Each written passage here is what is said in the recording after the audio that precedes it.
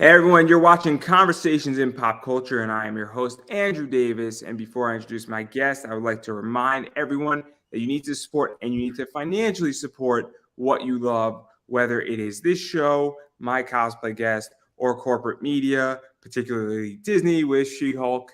I've been saying that a lot lately. If you really like She-Hulk, you should go out and get a Disney Plus account and you should go buy the merch in that regard. But all jokes aside, you do need to economically support who you like, what you like, because without money, it doesn't get made.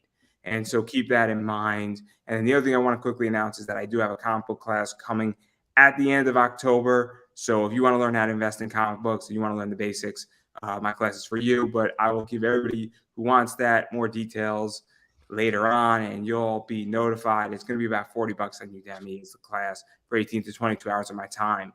But enough about that, because I have with me cosplayer AMHCosplays. So welcome to the show. Hi, thanks for having me. Yeah, no, I am very excited to have you on for a lot of reasons. And I don't want to just tip off my hat just yet. But I am curious how you got into cosplay, because your path is fascinating. And, I think it's different than other people's. Well, I guess you can say I was born into cosplay because my birthday's Halloween.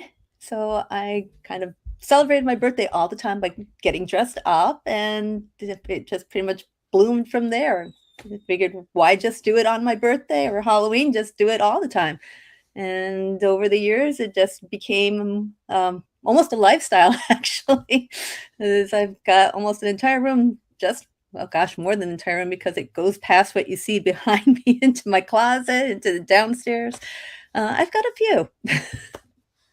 Yeah, no, it's interesting because obviously you've been doing this for a very long time, and you've also had a very diverse, cosplay sector between anime, comics, nerddom, for lack of a better word, things that are a little bit outside the norm as far as, I guess traditional cosplays.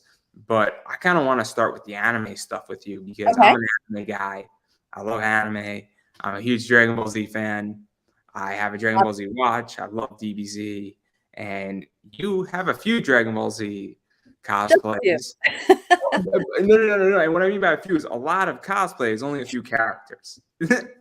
Yeah, I've got about, 38 Bulmas, I think, at this point, plus a few of the other characters in Dragon Ball Z. So let's start with that. So obviously you have, and I think I got like 10 or 12 of your Bulmas, picture-wise.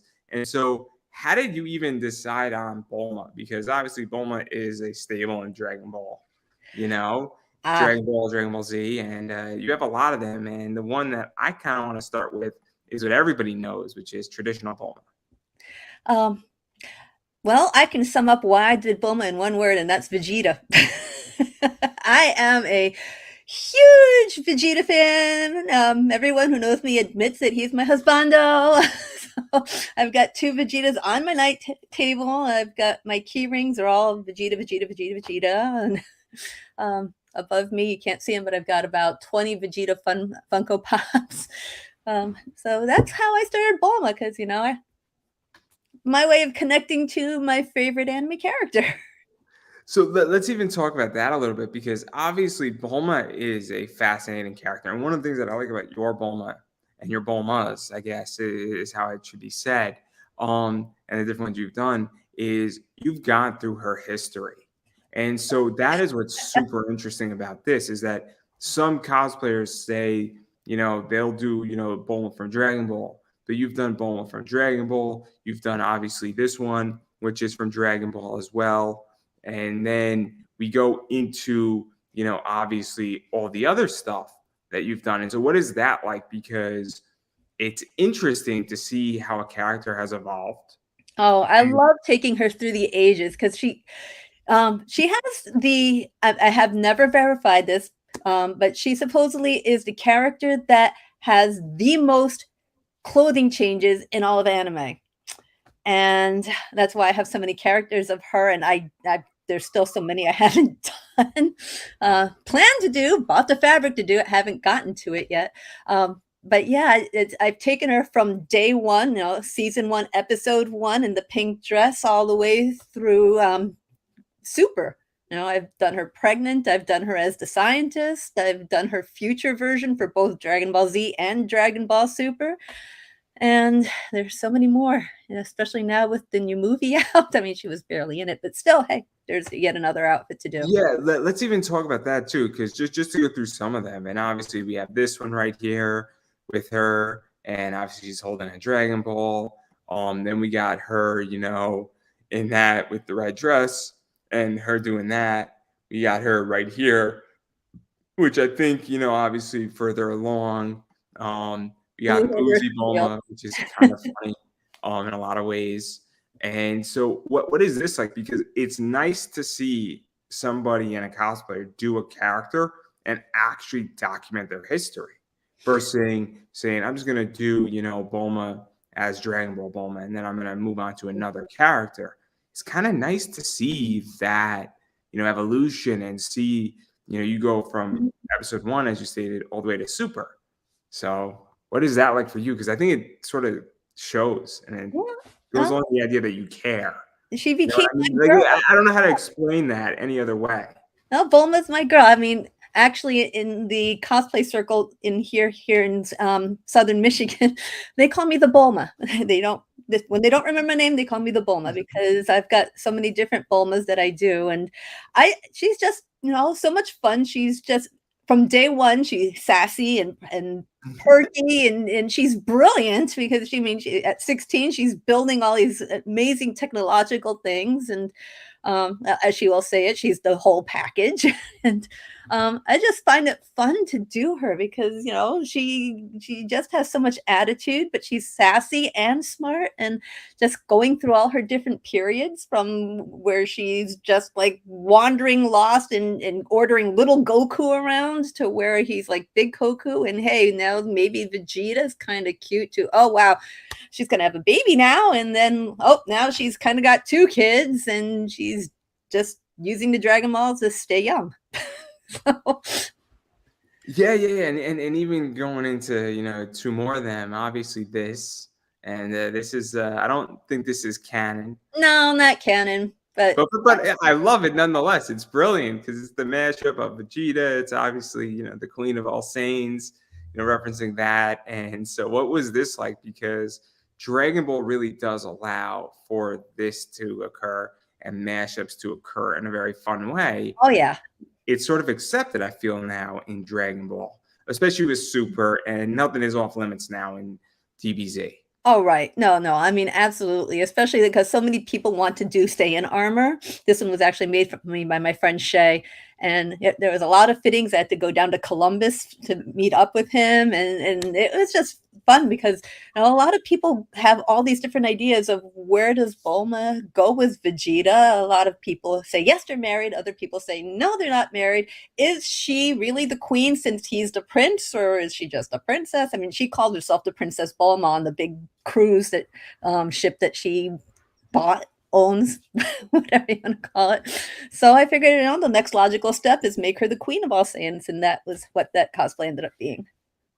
Yeah, and I think it's fun because it does test, the imagination, and it's a mashup, and it's Dragon Ball Z, and it's not that far-fetched where when you do mashups or you go out on a limb, sometimes it connects and sometimes it doesn't. But I feel like this is clearly obvious. Oh yeah, and it gets accepted very easily because a lot of people just expect, sure, she's with Vegeta, so sure, she can be the queen and have her own armor too. Yeah, and then the other one that is also sort of a mashup that I thought was really well done and fun as well, and in that Dragon Ball Z theme, and also it's perfect because Dragon Ball Z Superhero just came out, is this one. My Dino Woman. Yeah, I figured, someone's got to help keep the regular crime rate down, and those guys are off dealing with intergalactic bad guys, so she's got to deal with the jaywalkers and that kind of stuff. Because it's Bulma-esque, I feel, and it's really just fun, and it's straight up Dragon Ball Z right out of the pages of it, and it's right out of Akira Toriyama's books in so many veins, and I think it's just brilliant, and I think it's a fun one. Yeah, she's close to my heart because it took a good long time to make that entire cosplay. And I mean, I use the little ray gun that she has as a little girl when she's actually meeting Jocko for the first time. So I kept that because why would she get rid of it, you know? And I give her the attitude, you know, so it's like, oh, she'll be ready in a minute because, you know, she has to make herself look good before she goes and chases the bad guys down. And they better listen to her because, you know, she is Dino Woman. And then obviously there's 2 more that you've done from Dragon Ball and that entire franchise. And there's Mrs. Brief. Yes. And then there's the husband. Of course, yes. Which is Dr. Briefs. They're Bulma's parents, in case you didn't know that, everybody. Just making that crystal clear, in case anybody didn't know. So what's the story behind that? Because it's kind of nice to do Bulma and do so much Bulma, but then to do her parents too. It's kind of just a nice little touch. Oh yeah, and the thing is, I go to a lot of cons and I have never seen either of those 2 cosplayed. And I figured, well, why not? So I did Dr. Briefs first. I've actually upgraded him. So he's got a full walrus mustache now that took me forever to dye. And well, Mrs. Briefs, I call her Panchi because everyone calls her Panchi, even though it's never been said that that's her actual first name. And that kind of wonders, why would she have the underwear name if she's marrying someone? I mean, wouldn't that make them related somehow? But yeah, that's a whole nother discussion for Dragon Ball. I just thought that she needed to be done. So I made her top. I made her pinup version too, but she's got her, today I just dyed yet a new top because I'm wearing her to a con on Friday because I'm meeting Sean Schemmel and Christopher Sabat, and I want to meet them as Mrs. Briefs. So I've got a new top that I'm going to be wearing because the one that I made isn't for walking around too much. And so I've got my little tray. I'll have little cups and I'll be, you know, telling Vegeta, dear, here, drink your tea, and sweet little Goku, would you like some cookies to go with that? And we'll see how well that goes. So to even talk about that a little bit, and even just the making of a cosplay, because obviously you've done so many Bulmas, and obviously you redid Dr. Brief to some degree, and you redid Mrs. Brief as well, and you're working on that right now to get it ready for a con. How do you balance the costs? Because you do a lot of cosplays. I do a lot of cosplays. We're not going to get to all of them, everybody. I'm giving everybody a heads up that fair warning. We're not going to get to all of them, but. Nope. How do you balance the costs and also finding material and even finding time? Because little secret, everybody, cosplay can be expensive. Yes, it can, especially if you want to really get into it. Because if you really get into the whole the good wigs, the good shoes, because if you're going to walk around at a con, you really want good shoes, not shoes that are going to kill your feet within an hour. The different fabrics, if you want a good quality fabric versus something that's going to fall apart, which happened to me when I made a dress, but that was in 4th grade. It took a while to get over that trauma. I would say that, you know, there's got to be a lot of budgeting involved because, I mean, obviously I have a household. I've got to pay for things like kids' haircuts and stuff like that. I also am an active athlete. So I have entry fees that I need to pay for stuff. But other than that, I try to budget, and it take a while to put together a cosplay. For example, I've been working on a steampunk version of She-Hulk for 2 years now. And I finally bought the gloves this past week. So now I have all the components, and now I just have to like sew gears and stuff on. And that one will finally be ready. But it took a while. Yeah, even to touch on that too, because obviously I don't think people understand that sometimes money isn't the only problem. Sometimes creativity, sometimes even how to approach a problem. You know, obviously everybody has a job, and I have a job where I think at, and sometimes it takes me 2-3 hours to figure out a problem, and then the problem is a 5-minute thinking. But somebody says, but that only took you 5 minutes to realize, but it took me 3 hours to approach the problem. Yeah, and creativity is similar, I feel. Exactly. You know? And then, so what is that like for you? Because I would imagine that you come up with something like, you know, we're going to get to She-Hulk obviously in a second, or not a second, but maybe in like 25 minutes or so. Oh, I can show you the creativity in one quick second. I made Jean Grey as Marvel Girl this summer, and she wears a mask. but I couldn't decide on which way I wanted her mask. So I made a cloth one. I made a foam covered in cloth one. I made one just out of foam, and I wasn't happy with any of them. So then I went to Warbler, and then I went to Warbler texture differently, and then I went to thicker foam, and then I finally went to Warbler textured the way I wanted. And all of these took a lot of time because I had to cut out the materials and sand them down and make sure the eye holes were smooth so nothing would poke me in the eye. And then the sanding and the priming and the painting and the drying and the painting and then the shaping, and finally trying to figure out which of these was the mask that I actually wanted to wear. This took a good, I don't know, about a week to figure out. Oh, forgot about this one too. So, yeah, sometimes you go through a lot, and there's a lot of time and the money involved in this to figure out what is the best approach to. Yeah, so sometimes it takes a while and a lot of mistakes and learning from the mistakes and moving on until you get to what you want. Somebody said to me that the process of comic creation is a lot of left turns. Yes. And I think it's relevant for a lot of things. You know, it took me a long time to figure out how to do an interview correctly. I've been doing this for almost 10 years. It's taken me a very long time in that regard and figuring out my niche and all that stuff and a bunch of other things that I'm involved in. It has taken me a long time. The saying is Rome wasn't built in a day. It was built in a week. Mm-hmm. That's a joke, everybody. That's a joke. A year. But it's really interesting because I think that people look at a final product sometimes and they don't realize what it took to get to that final product. Oh, right. Absolutely. They'll look at a cosplay and go, that's cool. And they'll take a picture and walk off. And you're like, you have no idea how much time and effort went into this. It's very interesting. And, you know, I think that it's fascinating when people, you know, comment on it, and some people understand it. And when people are really nice, man, that's so cool. And then people criticize on Instagram. It's just as horrible as it can be because creativity and people don't understand that. Look, you know what it is? A lot of work goes into a lot of this stuff. Well, those who follow comics and cosplay, I think, are a little more gracious in their comments than those who are just like happen to catch a picture in their feed and go, oh, well, I'm going to comment on this and move on. And we're like, okay, thanks. I don't think you've been around the indie circle in comics. The indie circle in comics is a very toxic place sometimes. So it's very divided, where indie comics are known, you know, for being half great and half horrible. It just depends, you know, because it's just so out there and it's whatever. And all you can say is that the people who are really good in indie comics are really good.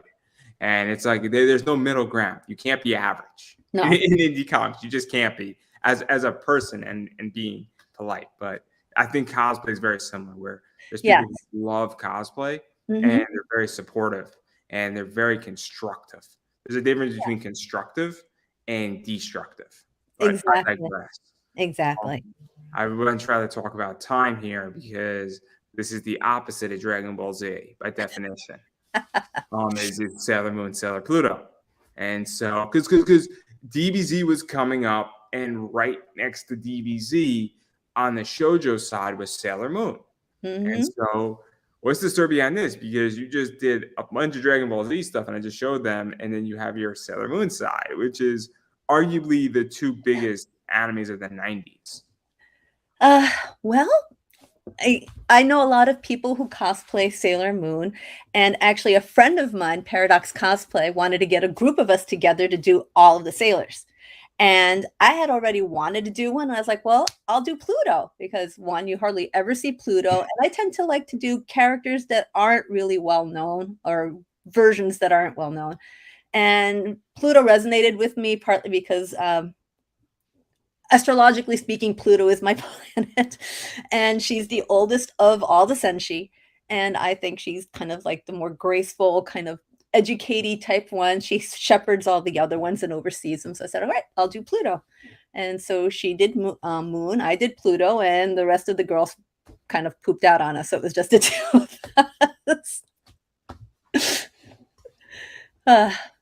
So what was this like? Because obviously Sailor Moon, much like Dragon Ball Z, is well known. And I feel like you go to a con as, anybody from Dragon Ball Z for the most part, you're going to be recognized. You go from con, anybody Sailor Moon, anybody from Naruto, anybody from One Piece, those shows get recognized. And, Yes. I hate to say this and it's going to sound messed up, but if you want an easier time as a cosplayer, going from something that you're more recognizable tends to, people say, "Oh, cool, can I take your picture?" And you tend to get, more noticed. And I think it's also easier to not blend in, but sort of be in the flow to some Right. degree. So what was this like? Obviously doing Sailor Moon, and people know Sailor Moon, but there's also not as many Plutos at a con No, as there no, is Sailor Moon. absolutely not at all. And I have worn her to 2 cons, and a lot of people just look at the outfit and go, "Are you like a Sailor Moon as an adult, or who are you?" And so I'll explain. No, I'm Sailor Pluto. You just haven't gotten to that part in the anime yet. Yeah, her name is Setsuna, and she does all sorts of really cool things. She's the guardian of space and time, and everyone's like, "Thanks very much, goodbye." But this summer, I wore her to a con called JFAX, which is a Japanese animation, and everyone knew who she was, and I kept getting stopped for pictures. And even though I had a disaster I leaned my garnet rod up, and it went crashing down, and parts of it broke off, and there was a collective "Oh no!" from the entire hall, and then everyone helped me gather the pieces, and they took me to con repair so I can glue it all back together. And everyone was so friendly about that, but everyone knew who she was, and it was very gracious. Had all these Marses and moons, and even one tuxedo mask rushing up to take pictures with me. So that's kind of fun. So let me ask you a question, because one of the things is that I'm a very educated anime fan. Okay. And, I've been to cons where people are not educated on Mhm. certain topics. And look, I go old school. I mean, I happen to know a lot about Osamu Tezuka and the golden age of anime, and I'm just that type of guy. And I love things like Astro Boy and Blackjack. And I go back to the Okay. 50s and sometimes even the 30s. And I go all the way up to My Hero Academia season 6. Boy. So Okay. I run the gauntlet. I legitly run the gauntlet. But one of the things is that some cons have more educated fans, I feel, and some cons don't. And so what is that like when you're at a con that has a more educated fan base and they actually know who Pluto is? Oh. Because I find that it's very interesting and look, I'm not a cosplayer, but I'm a panelist, and I've had some very interesting discussions at cons where the fan base has been educated, and we were speaking for 2, 3, 4 hours Oh and yeah. really getting into some crazy stuff with Gundam and some other stuff. And it's a very different experience, I find. And I'm curious, as a cosplayer, what that is like for you. Um, It happens with a number of my cosplays that people actually know the whole history of that character, and they'll come up and they'll almost quiz me to see if I am just, like, wearing it for the heck of it or if I actually know the character. But for me, I cannot cosplay a character unless I have some kind of connection with that character. I can't just throw on a cosplay and say, "Okay, I'm gonna do this person because she's popular now or he's popular now." It has to be someone that resonates with me. So when people come up and start asking me questions like, "Oh, what's her real name?" or "What does she do for a living?" and I can tell her, "Oh, her name is Setsuna Mayo," and yeah, and then they're like, "Oh, you know who she is?" Yeah, it's like, "Yeah, I know the character." Thanks. A year or so ago, was it a year? Wow, time flies. Ken Kaneki. I have a couple of versions of him, and people come up to me and they'll ask me all sorts of questions about, "Oh, well, what's the name of the cafe where he works at, and what does he become, and who does he marry?" And then I'm just like, "Yeah, no, I got you. I know where you're coming. Yeah, I know what I'm talking about too." Because it's so interesting. And then obviously there's just some amazing photos like this right here is just a fantastic photo. And it's Thank you. really, really just nicely done. It's edited, but it's still nicely done. Thank you. No, that was taken by one of my main photographers, Forrest Edge. And a friend of mine, Rams Design, did the edits for me, and I thought he did a really good job with that. Yeah, no, I like that photo a lot. And I was like, oh, that's super cool. And then the last anime thing I want to talk about before we get into comics Okay. is Midnight, because Ah, I love girl. Midnight. Midnight's played by Elizabeth Maxwell, and she's been on this show. And you've had 2 versions of Midnight. Yes. And so I like Midnight. I think it's funny. Brina Valencia, who plays Midnight's foil in My Hero Academia, has also been on this show as a pop-off. And I just think that's just ultra cute between the 2 of them. And so what's the story behind that character and doing that character? Because Midnight is a fun character. Oh, she's fun. Oh, she's loads of fun. And I've had actually multiple versions. It took me about 4 or 5 wigs to finally find the wig that was right for Midnight. I've got like progression through the years of how she looked and how she looks now. And to be honest, I mean, I started watching the show and I loved it. And I was like, well, who do I want to do? And actually, I started out with Momo, but I just didn't really resonate with Momo. I mean, yay, I think Creaty is great, but she wasn't for me. And Uchako just wasn't for me either. And I was like, well, who else is in here? And it's like, oh, Midnight. And she's just such a riot with her all half sadistic kind of comments and the way she's like so cute and like, oh, yay, I love this. Oh, youth, and that was like, okay, Midnight is me. So I went for her, and she's just been so much fun. I've worn her to a couple of cons, and I always have like these stare-offs with Mount Lady cosplayers, and there'll be times that I specifically ask, okay, everyone just pretend you're asleep, and I'll get a picture of me just like posing with everyone asleep at my feet, and she's just such a fun character. Yeah. And one of the things that I like about Midnight in particular, and even just on a cosplay level, is that Midnight is very much a supporting character and a reoccurring character. Yes. And that's one of the things that I think is interesting about cosplay too. And correct me if I'm wrong, but I would imagine that when you're cosplaying a character that isn't front and center, but appears in and out of the show, it's probably less pressure to some degree, I would imagine. Yes. And it also allows for more fun because I was speaking with Danny Chambers last night, and she plays Shovel on Dr. Stone. And Shovel is a character that appears in and out of a bunch of episodes, and it's kind of like eating cotton candy playing that role. And that's what I would imagine what cosplaying Midnight is like, because nobody takes Midnight the same way they take Deku. Right.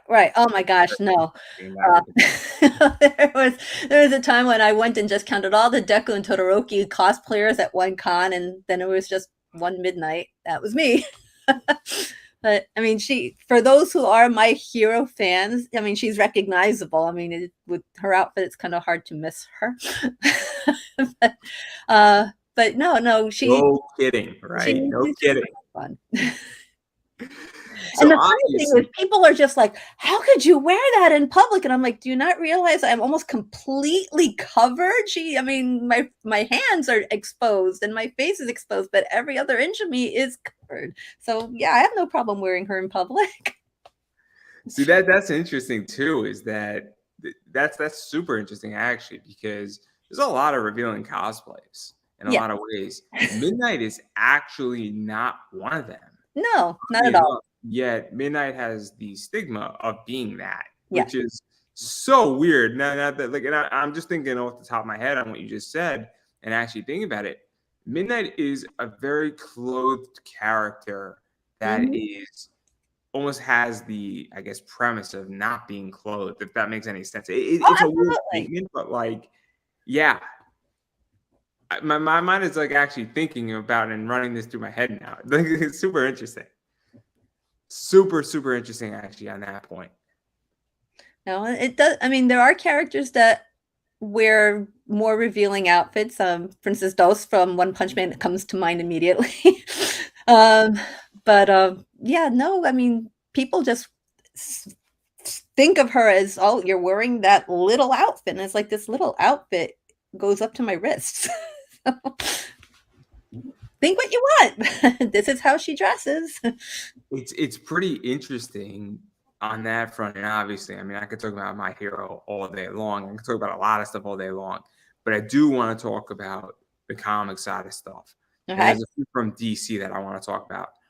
I am a huge Supergirl fan. I thoroughly enjoy Supergirl. I think Michael Turner is the greatest Supergirl artist of all time. And if people want to fight me on that, I will see you somewhere in New Jersey.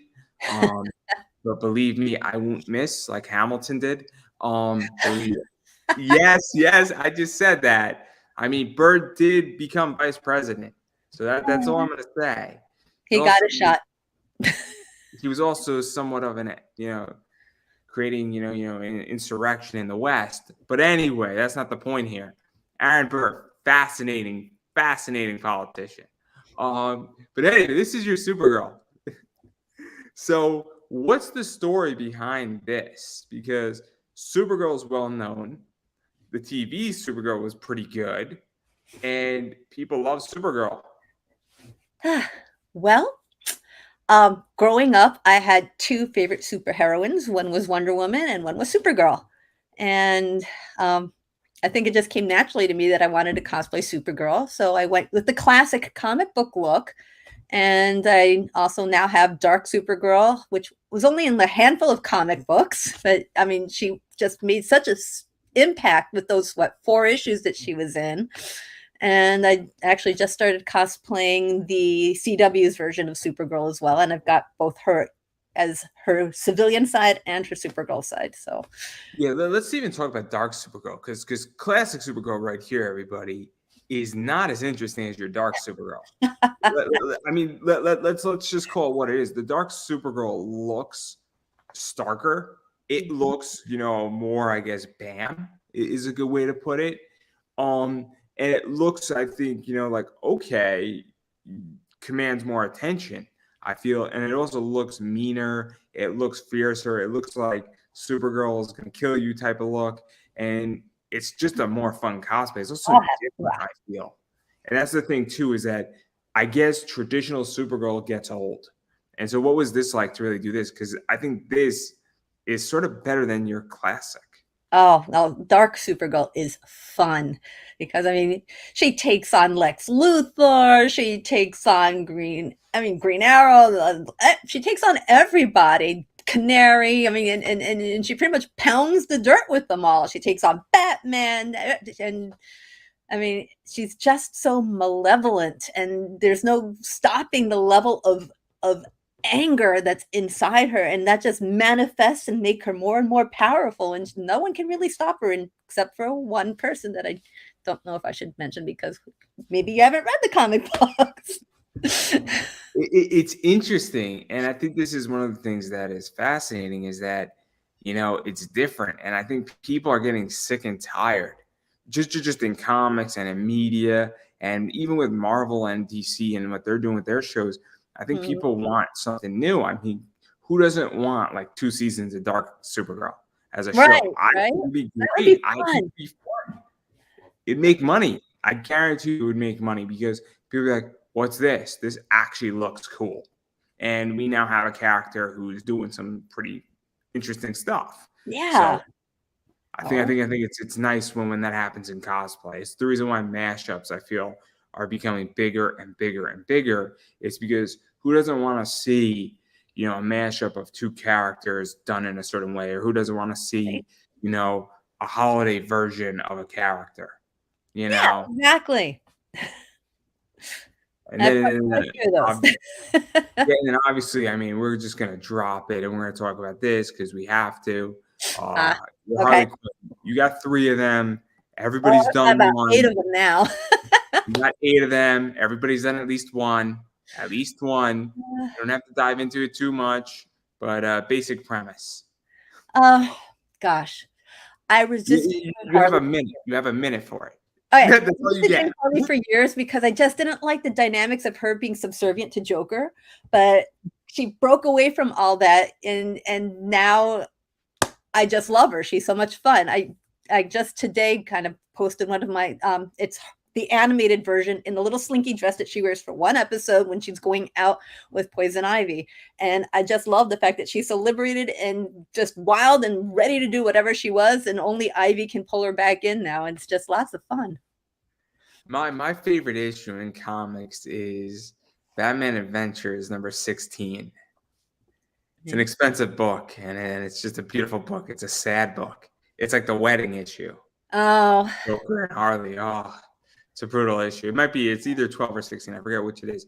but I paid like 50, $60 for it. Wow. Okay. It's a great issue. It's such a great cover. It's a great issue to have. It's just a beautiful book, and it's a sad, messed up ending, but it definitely touches upon Harley and stuff that's going on. And speaking about Poison, this is her. Yes, my Autumn Ivy. That was a labor of love. I don't know what it is about DC characters. I do so many of them, but Ivy, outside of Wonder Woman, Ivy is my main DC character. I think I've got about 13 versions of her now. And I want to do a fall version because I didn't see why she had to be tied to green leaves in summer. So it took me about a month to make that one because I had to hand sew every single leaf and then test it to make sure it didn't fall off, but there was still movement. So I wasn't just like stuck and not being able to move.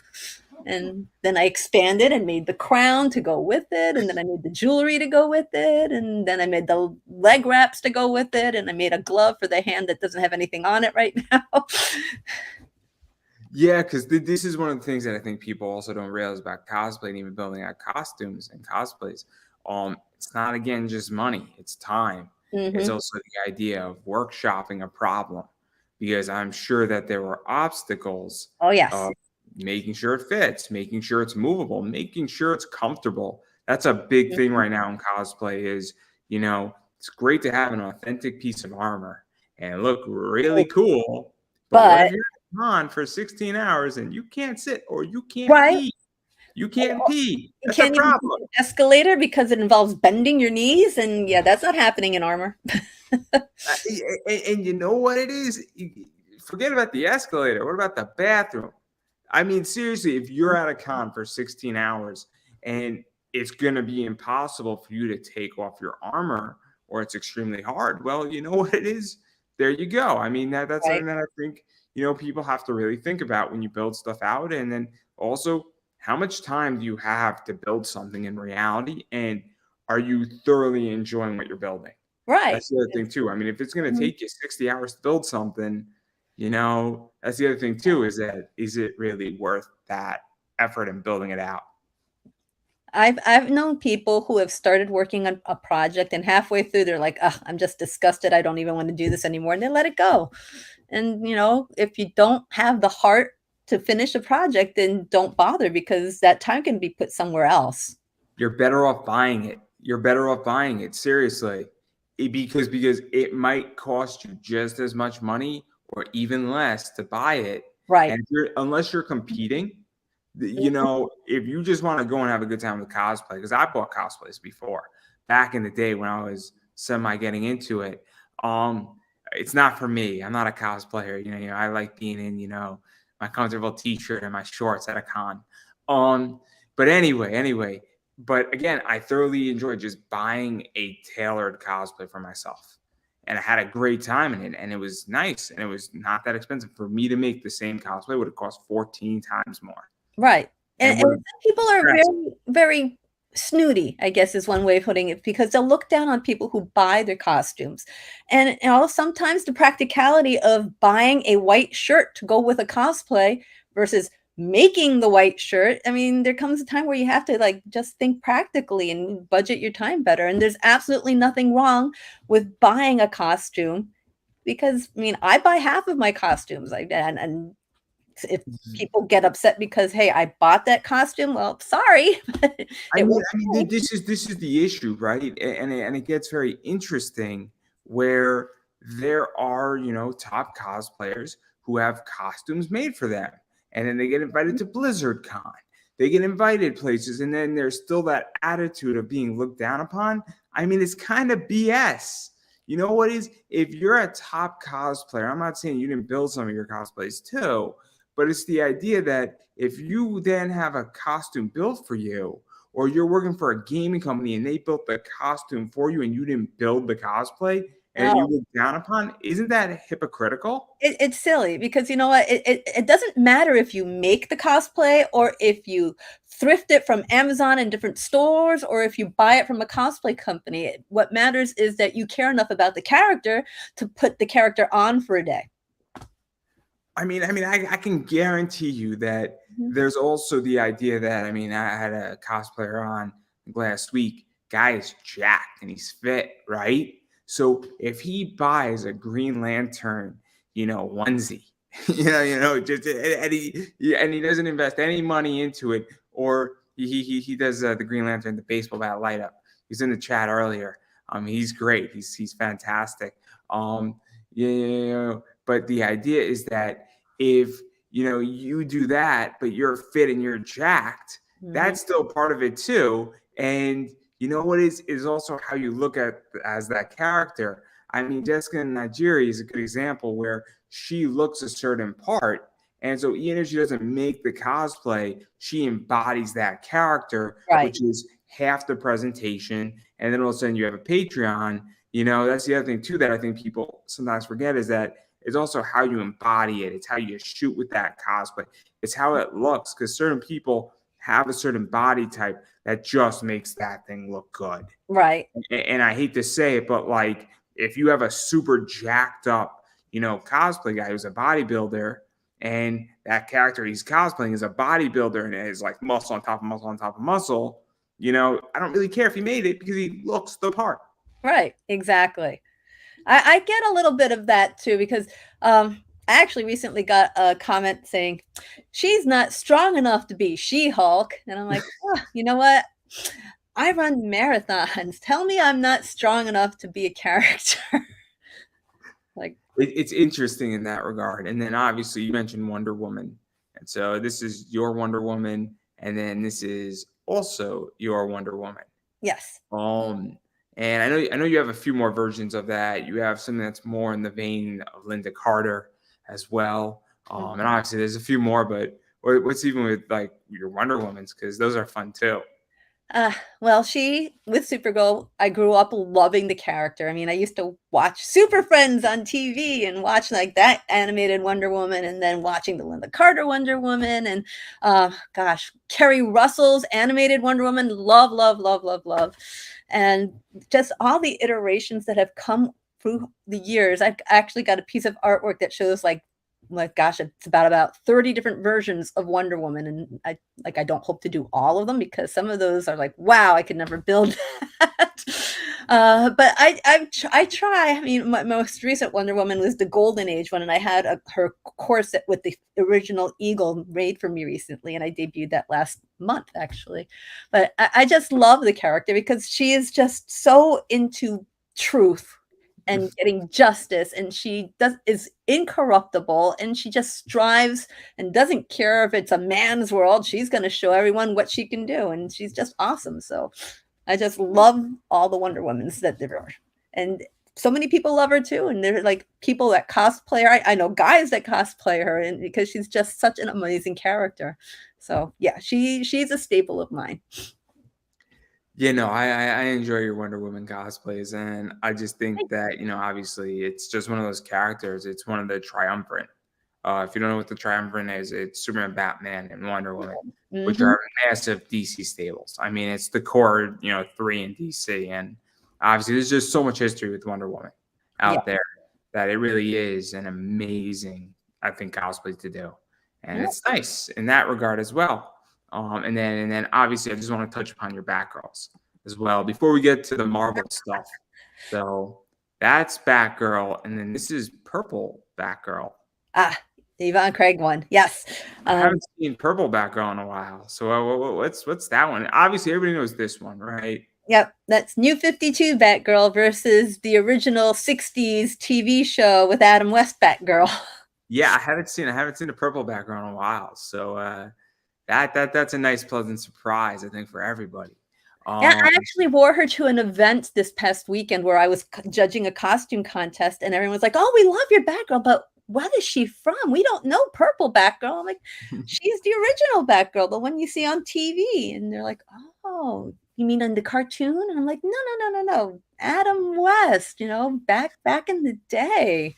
you got to mention Family Guy. They're like, "Oh, Adam West. Why don't you just say it that way?" You mean Quahog? Yeah. He's Okay. there. It's good. But yeah, no. What is that like? Because I think that's another thing where one of the things that me and people in comics have a discussion about is that people don't know history. Mm-hmm. And I know Adam West from the 60s. Now I'm 29. The only reason why I know that is because it was on TV Land at like 4:30. Right. They TV Land, Nick at Night, all the old reruns of everything. And people don't watch the reruns, and that's where all the classic stuff is, and that's where all the fun stuff is. And you can learn so much from those shows. I mean, gosh, so much. I did not really watch all of the Love Boats recently.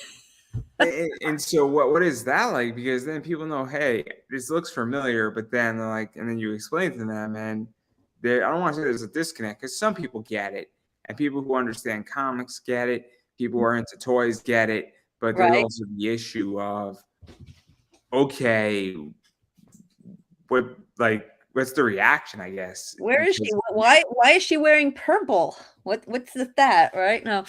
I there was a really nice lady who came up to me and she's like, I haven't seen Eva Greg in ages. You do her so well. And I was like, you know who I am. Thank you.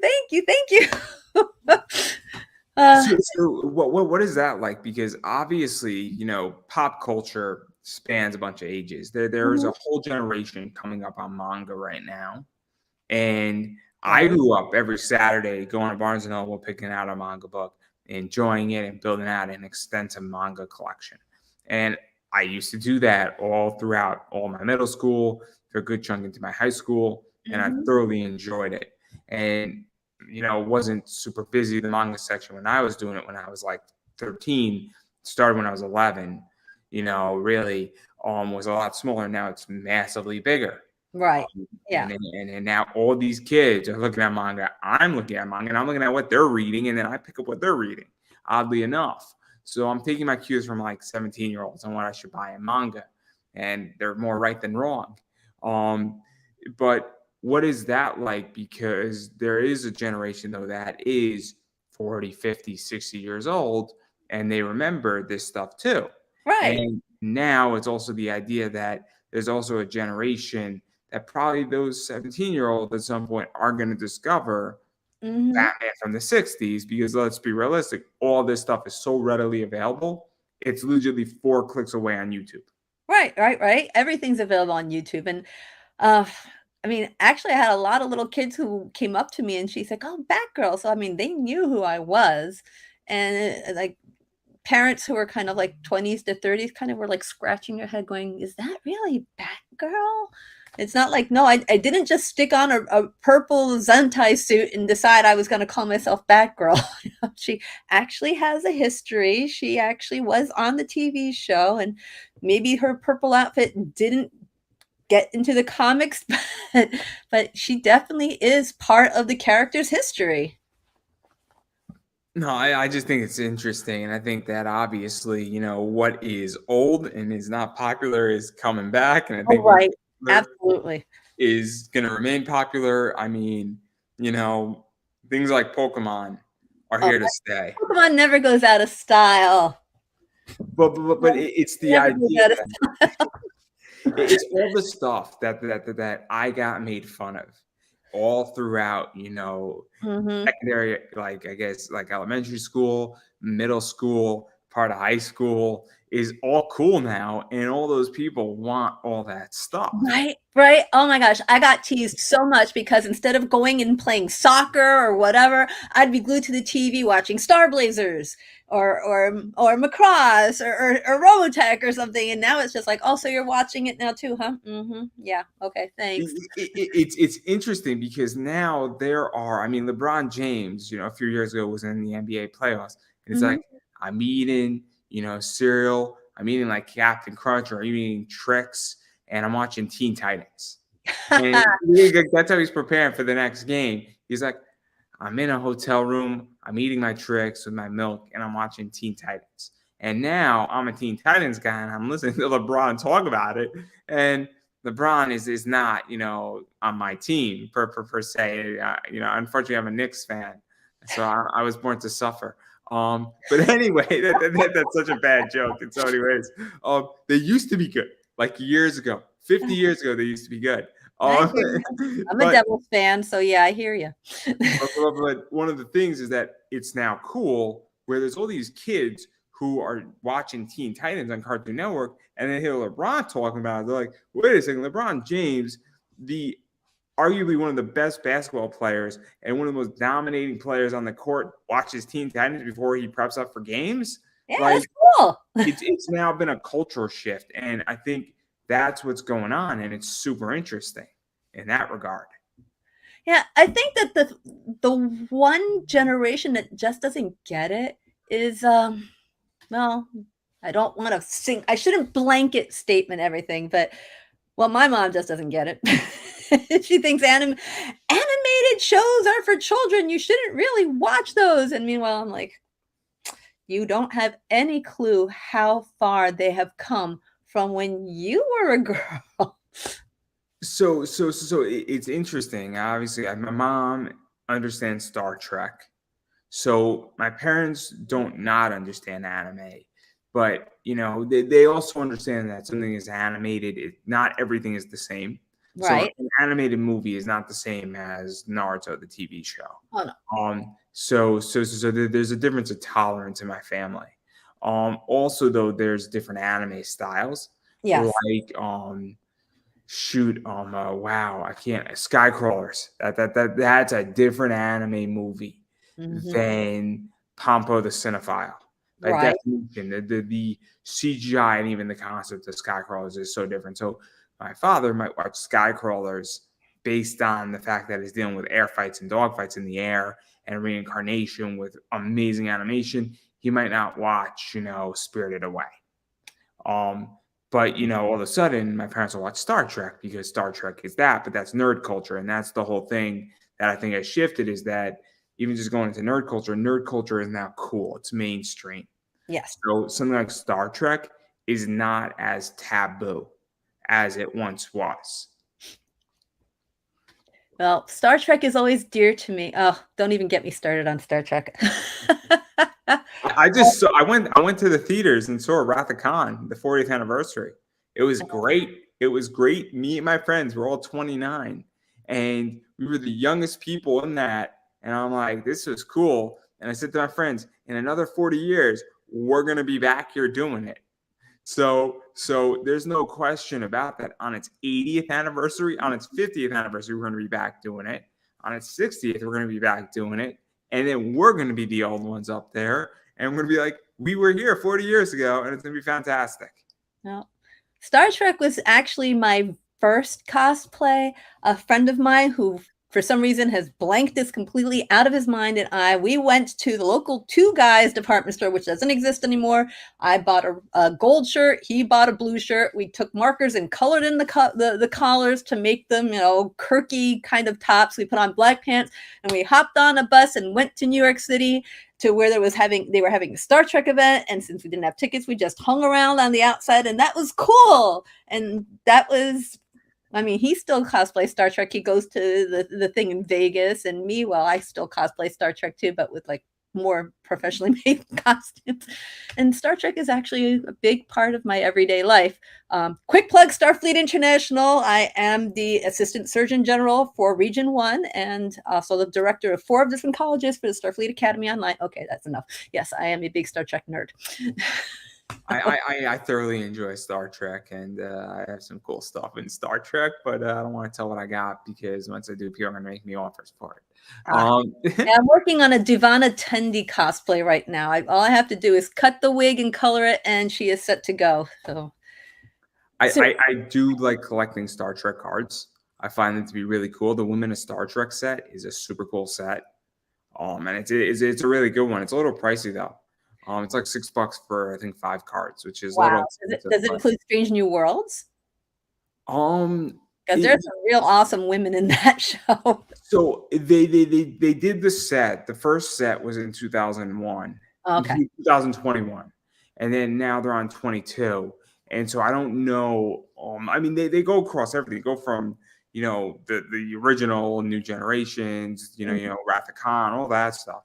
But I don't know where they go with what and what they've eliminated from set 1 to set 2. Okay. And there'll be a set 3, but again, it's just a cool set. I love the set. It's cool because the cards are nice, where you get like that really cool artistry, and Mhm. then like the names are like inlaid with gold, Oh, and wow. the cards are like a little bit thicker, and so it's just a nicer product collectively.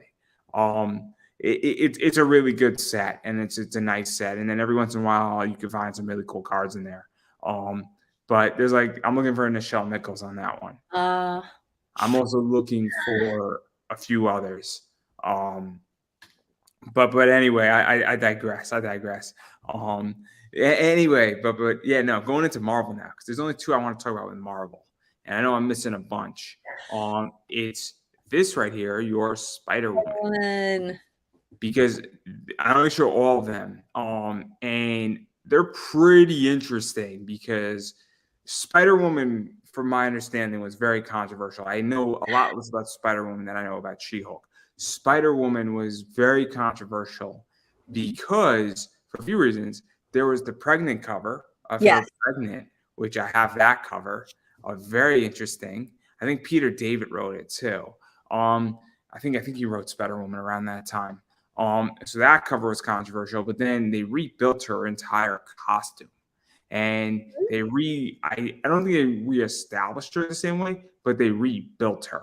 And so what was that like to Well, do her? Because this was sort of the rebuild and I guess the rebirth or the rebooting or the soft reboot is a good way to put it. I'm not exactly sure how to say it. well, Spider-Woman has gotten such the short shift from Marvel as an MCU because she's an Avenger in the comic books. She is a main character in all that. She gets involved with so much. I mean, she lives at Stark Tower or Avengers Tower and nothing. She's like non-existent in the MCU, which is why I decided to cosplay her because I figured she needed the coverage. She needed some love. I have the red outfit as well, her original red outfit. I have not done her as a pregnant Spider Woman yet, but that is on my list to do someday because I think it's just awesome that she is still going around saving people like 36 weeks pregnant. I mean, she has awesome dialogue with people where she's like yelling at them, you know, I'm risking my life and my kid's life to save you. So when I say run, you better run. And she's got awesome dialogue. The black suit. I don't want to give too much away about how she came to get the black suit for people who haven't read the comics. Read the comics. But I mean, it is just so tailored to her by the person who made it for her. And it, as she puts it, it makes her butt look good. And so that's how she keeps the black suit. I just love it because it's got a little more of the classic Spidey kind of look to it. But I mean, and she does know Peter Parker, although there's not that much interaction with him. There's just, you know, well, she does, but she has her own thing because she walks away from Avengers and they keep pulling her back.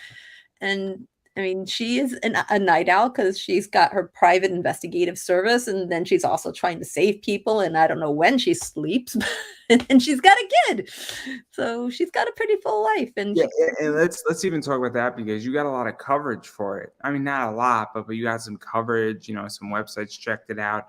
I know that this photo was on, I forget which website, but this was one of the ones that was on there. And so, what was that like too? Because obviously, and I say this the nicest way I could say, you know, you don't have a million Instagram followers. no, And so I don't. anytime anybody who has less than, you know, 100,000, you know, followers on Instagram gets some coverage by a major comic book news site, it's always nice. It's the same thing when a cosplayer gets noticed by Sci-Fi and they have 15,000 Instagram followers. It's a nice little boost, I feel, for Yeah. that person. It gets them a lot of attention. And it's saying, hey, we also recognize somebody on the merit versus just on their numbers. Actually, I was floored because I had no clue. And then someone actually said, "Did you see yourself?" And I was like, "No, what?" And they sent me the link, and I was like, "Holy moly!" I mean, I was so honored. It was just, and then people started like following me and asking me all about like, "Where'd you get the suit? How did you do that picture? Who did put your photos? And why do you do that version of Spider Woman? We don't know the black suit." And it was like a whirlwind. It was fabulous. I was floored. I was honored. It was just so flattering to actually be recognized because, I am not like a $25,000 or 250,000 subscriber person. I build my following slowly, and to have something like that happen, I was just absolutely tickled pink, or black and red, whatever. Yeah, no, because I think that's one of the things that people don't also realize is that a follow to me means a lot. There's certain people who follow me on Twitter. There's certain people who follow me on Instagram, and it means a lot. And it's not expensive. If you like what I do, it makes me feel really special when somebody follows me Mm-hmm. on Twitter, or likes my page, or joins my private Facebook group, or just wants to say hi to me on Instagram. It means a lot, and I think that people don't understand that. Hey, look, it doesn't cost you anything, and it actually does help. Right. And I appreciate it when I get a new follower. I'm like, hey, somebody appreciates what I'm doing. Thanks Absolutely. so much. I post a cool picture of a comic up, and so he's like, dude, that's cool, man. I really like what you posted up. That's cool. And so I think it does make a difference. I think that it's nice when people actually do that. And I think that when people get free media and really good media, that's also helpful too. Oh yeah, no, I totally appreciated that. And yeah, no, you're absolutely right about followers. I am very appreciative of anyone who follows me because they don't have to, but the fact that they find my cosplays interesting enough to follow and see what I'm doing or what I'm going to be publishing next, it's really nice. And I really appreciate that they take the time. We're different in that fashion. I'm not requiring, if you want to get on my show, you have to follow me on social media. and no, it's real. It's real. It's coming. Season 4, legitly. If you don't follow me on social media, you're not coming on my show. So it's that simple, everybody. Or you could just give me like $20. It's your choice. I'll take the money or a social media follow. And if I do write a comic book, that's the rule. You're either gonna follow me on Instagram, Twitter, or Facebook, or it's $5. You could pick which one you want. I don't care, but you need skin in the game. I'm sorry. You could completely go free, or you could pay. It's one or the other. Well, I guarantee you, I'm going to have more people paying me than following me. It's going to be the craziest thing. It's an interesting social experiment, though. It really is. Well, social media is in itself a big social experiment. I guarantee you that more people will pay me not to follow me on Twitter. They'll be like, Andrew, I would rather. Is there a way that I could pay you so that you could block me on Twitter? Like, it's just gonna be terrible. It's gonna be terrible. I saw somebody put on a Kickstarter tier. You can give me $5 to get me to take you off my email list. I thought it was a very funny tier. I still think it's a funny tier. But anyway, I digress. Social media is very important, guys. If you like something, again, you should absolutely follow somebody because it does make a huge difference. Mm-hmm. And then the other one I want to talk about that got you a lot of attention is She-Hulk. Yes. And so I think this is the first She-Hulk, or at least the earlier one, hopefully. She's actually only in Marvel's 2-for-1 comic, which is a whole Fantastic Four series, and that's the only place she ever appears in.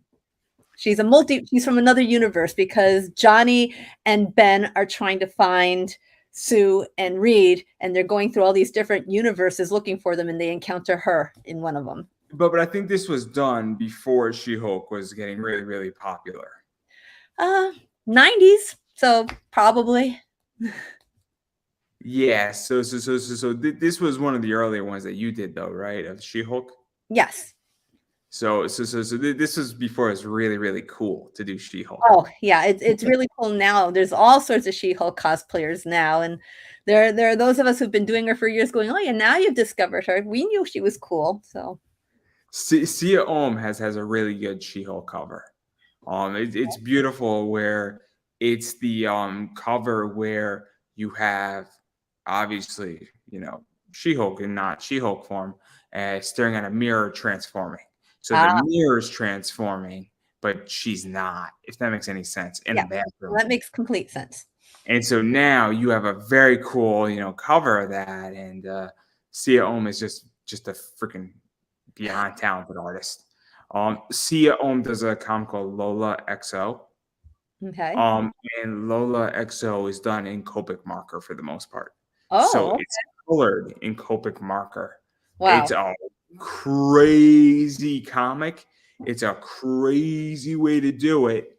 And it's an awesome way to do it because that's like old school, no digital colors, Right. and something doesn't go the right way, and blending Oh, and colors and oh actually, god. it's just it's epic. It's a whole different beast.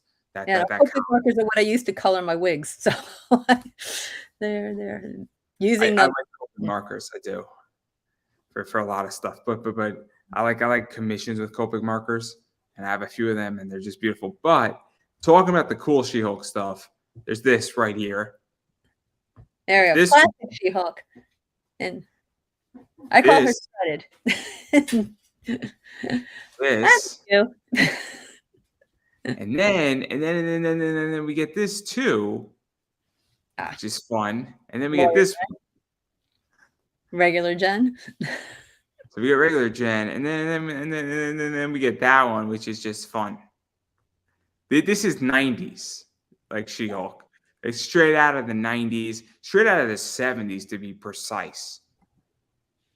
So, yeah, She-Hulk is easily one of my favorite cosplay characters. I mean, she's just so wacky because that's one thing that they did really well on the TV show is preserve her sense of humor because she breaks the fourth wall. She knows she's a comic character and she has such a different spin on things and she has no problem making fun of anyone or like well she also has a healthy appetite for the opposite sex and she's just a lot of fun to cosplay. See, one of the things that Marvel did, and I don't think that it was intentional with the show that was going to come out. Marvel 1000 came out, and on the 70s or 80s cover was She-Hulk, and she's sort of working out, and she's got a Walkman, and it's just so She-Hulk, if that makes any sense. Oh The yeah. cover is perfect. I forgot who did the cover, but whoever did it understood the character, and Yeah, it is so She-Hulk. I know And, exactly what you're talking about because I tried finding a Walkman and failed miserably. and so to even talk about this is that obviously there's a few things that I'm curious about. The green, Yeah. obviously skin. What's the deal with that? Because paint can be dangerous. Paint can be scary. Paint Yeah, can I know. be You think of like Margaret Hamilton as the Wicked Witch of the West and the skin poisoning she went through with all that green back in the 30s. But the body paint that I use is by a company named Maron, and they are very professional. And I have two versions of their paint. I have one that's in cake form and one that's in liquid form. And I prefer the cake form because it's a lot easier for me to apply myself. But when I want really good coverage, like for the ones that were shredded and where most of my body is painted, I have it airbrushed on. And it's a patience kind of thing. It took 5 hours to get the body paint painted onto me for that shot. So let's even go further into that because obviously, and I don't know if you've worn Shield to a to a Mhm. con, or if you're just saying, look, that's too complicated. Because let's call it what it is. You have to plan appropriately. You can't be She-Hulk on Friday and then say I'm going to be Sailor Pluto on Saturday. You could be Sailor Pluto on Friday, but you could be She-Hulk on Saturday and then skip Sunday. But also if you have to do something on Monday, it's maybe painting yourself green isn't the solution.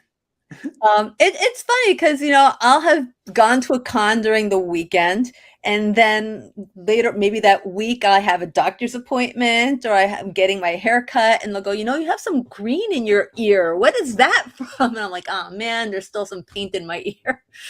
But yeah, I've worn her to a con a couple of times, and it really takes a lot of planning because I usually do two characters a day when I go to a con. And if I'm She-Hulk, I can't be anybody else but She-Hulk, because there's no way I can like step off and scrub all that paint off and then have any time for anything else. Yeah, and I think that that's one of the things that, you know, obviously is not really covered, is that if you're going to body paint yourself, you know, and you have intricate designs, it's not so simple No, to go change your cosplay. absolutely not.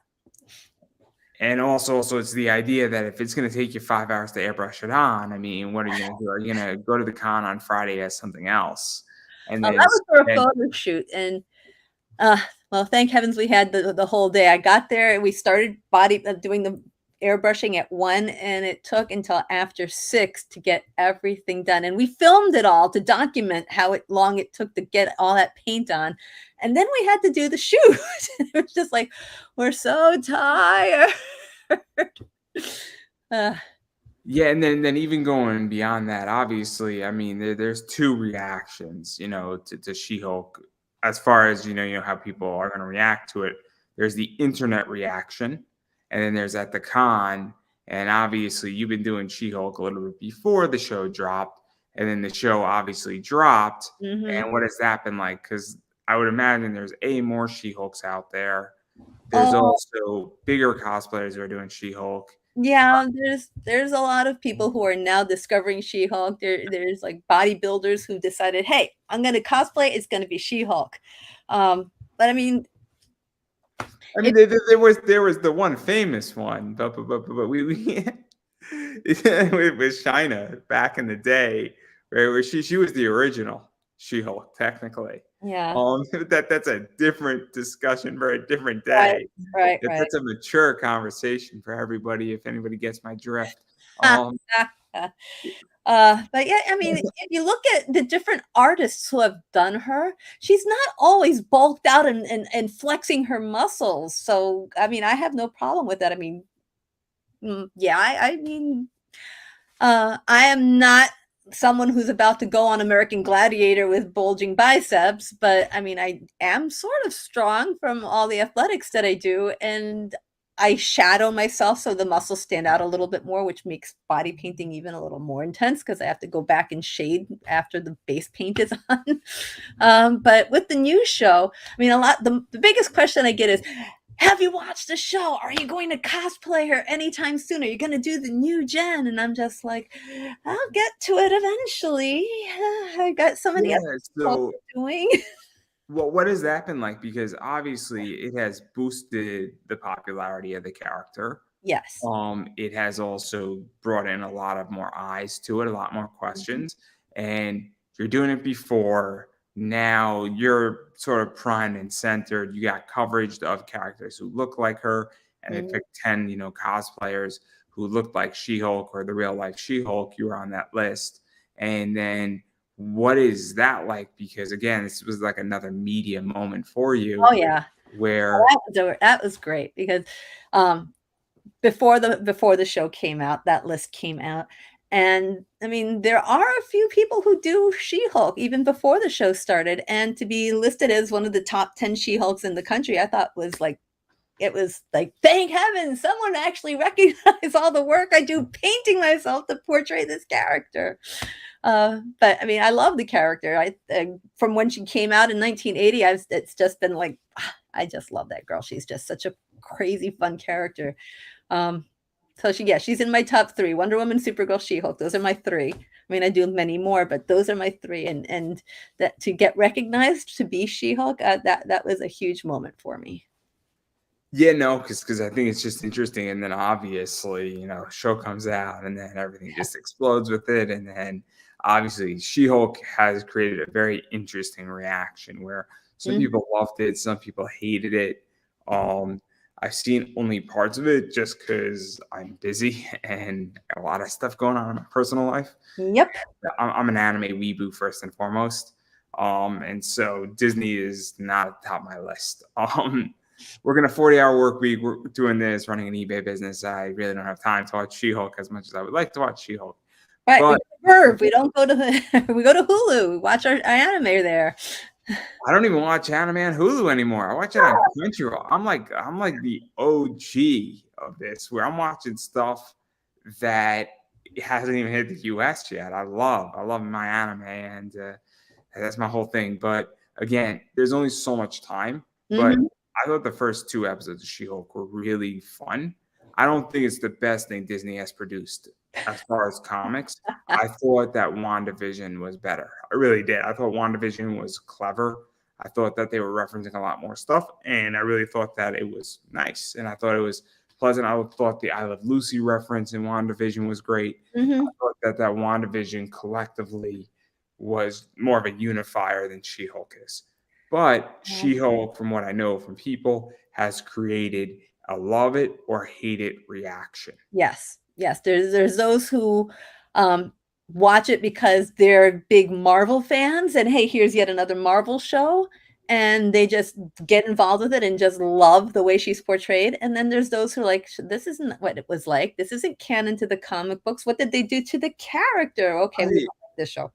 Yeah, I think it's that. I also think that there's a bunch of people who are like, look, we feel that they took a concept and then they didn't go far enough, or they didn't capture her Right. essence, or they've made it, too, to one side on an issue, or they've taken it away from the core Marvel element, because She-Hulk Right. is sort of a mutant a little bit, and Mhm. much like Hulk, and it's kind of like, now you can go and take that route, or people have no idea what She-Hulk is, and then they Right. view this and then they think it's X, when this isn't She-Hulk the comics. So the comics, Mhm. it's dialed down a little bit. This is definitely turned up the show from what I know about She-Hulk, but it's not too far off of the comics in reality. Not too far off, but for purists, they'll be like, well, that's not how she got started. And it wasn't in this place, it was in this place. And she didn't really train with her cousin. And what was all this about? And where's her buddies? Because, I mean, she's buddies with Scarlet Witch. And where's that happening? And Yeah. I mean, It, Scarlet Witch it, helped her with a wardrobe. That doesn't happen on the show. it's also weird now because the Marvel universe is really jacked up. Marvel did a great job for the first 20 movies, and they also, though, Endgame messed up a bunch of stuff. Hmm. And going into Phase 5 and Phase 6 and Phase 7, there are real questions on how everything fits together. Exactly. And Thor, Love and Thunder wasn't exactly a great movie. It wasn't exactly a solution to the problem. And they don't need a reboot or a reset, but they need to almost get the train back on track, because Right. Um, it's tricky. Apparently, when all this mess was going on and people were saying, oh, God, it's just another Marvel money grab. Why should we watch it? And then people started saying, well, this is the canon universe, not this is the canon universe. And then someone from Marvel Studios said, no, the MCU is Earth 616. And we're like, no, it's not. It's just like, what did you just do? You just totally messed up everything by saying that. And now to try to straighten all that out, because Earth 616 in the comics is just so much different from what is being presented in the MCU, to make everything right. I don't know how that's going to happen. It's so complicated, and it's a disaster. It's Hmm. Marvel isn't producing bad movies. They just don't have canon now, and with the Disney stuff and everything fitting in, it just doesn't work. And it's going to reach a point that, when the Fantastic Four and the X-Men get into all this, it's going to be a bloodbath, and they're going to have to hard reset. So Right. they'll have about 50 movies in, and then they're going to do a hard reset. Um, when what they really should have done is that they should have created not they should have created outside stories Mm. that just take place, that are in the Marvel universe, Right. but at Mesh. exit points, and swing outward, but then swing back in. And Hmm. it would have been so much easier if they did that, which Right. is what DC should do anyway. DC should legitimately, in their movie, they should have a narrow main line where they should do 3 to 4 movies that are all canon, and then they should have DC Black. And DC Black is the Joker. DC Black would be all these weird stuff that isn't canon, but it's just a good DC movie. Right. Right, because That would make DC so much money that they would be happier than a pig rolling in shit. yeah, well, I mean, we do want to be entertained by the characters too, but there comes a line with how much is entertainment and how much is what the heck did you do with our character? It's a fascinating line, and it's a very interesting debate. And this is what a lot of me and my comic friends, especially in indie comics, talk about: is that when do you relinquish a character? When do you sell a character? And then when do you say, hey, I'm going to do X? I mean, with a character, or get rid of it. And this is one of the things that, Scott Snyder, who was writing Batman and was on the New 52, I mean, great. He did a lot of work with Batman, made a lot of money, wrote a lot of books with Right, Batman, but he also left writing Batman right at the top of his career to go create his own characters for a good reason, so that he could have movie control, he could have a lot of other control, right. and it was intentional, and it's super interesting. But that's a different conversation for a different day.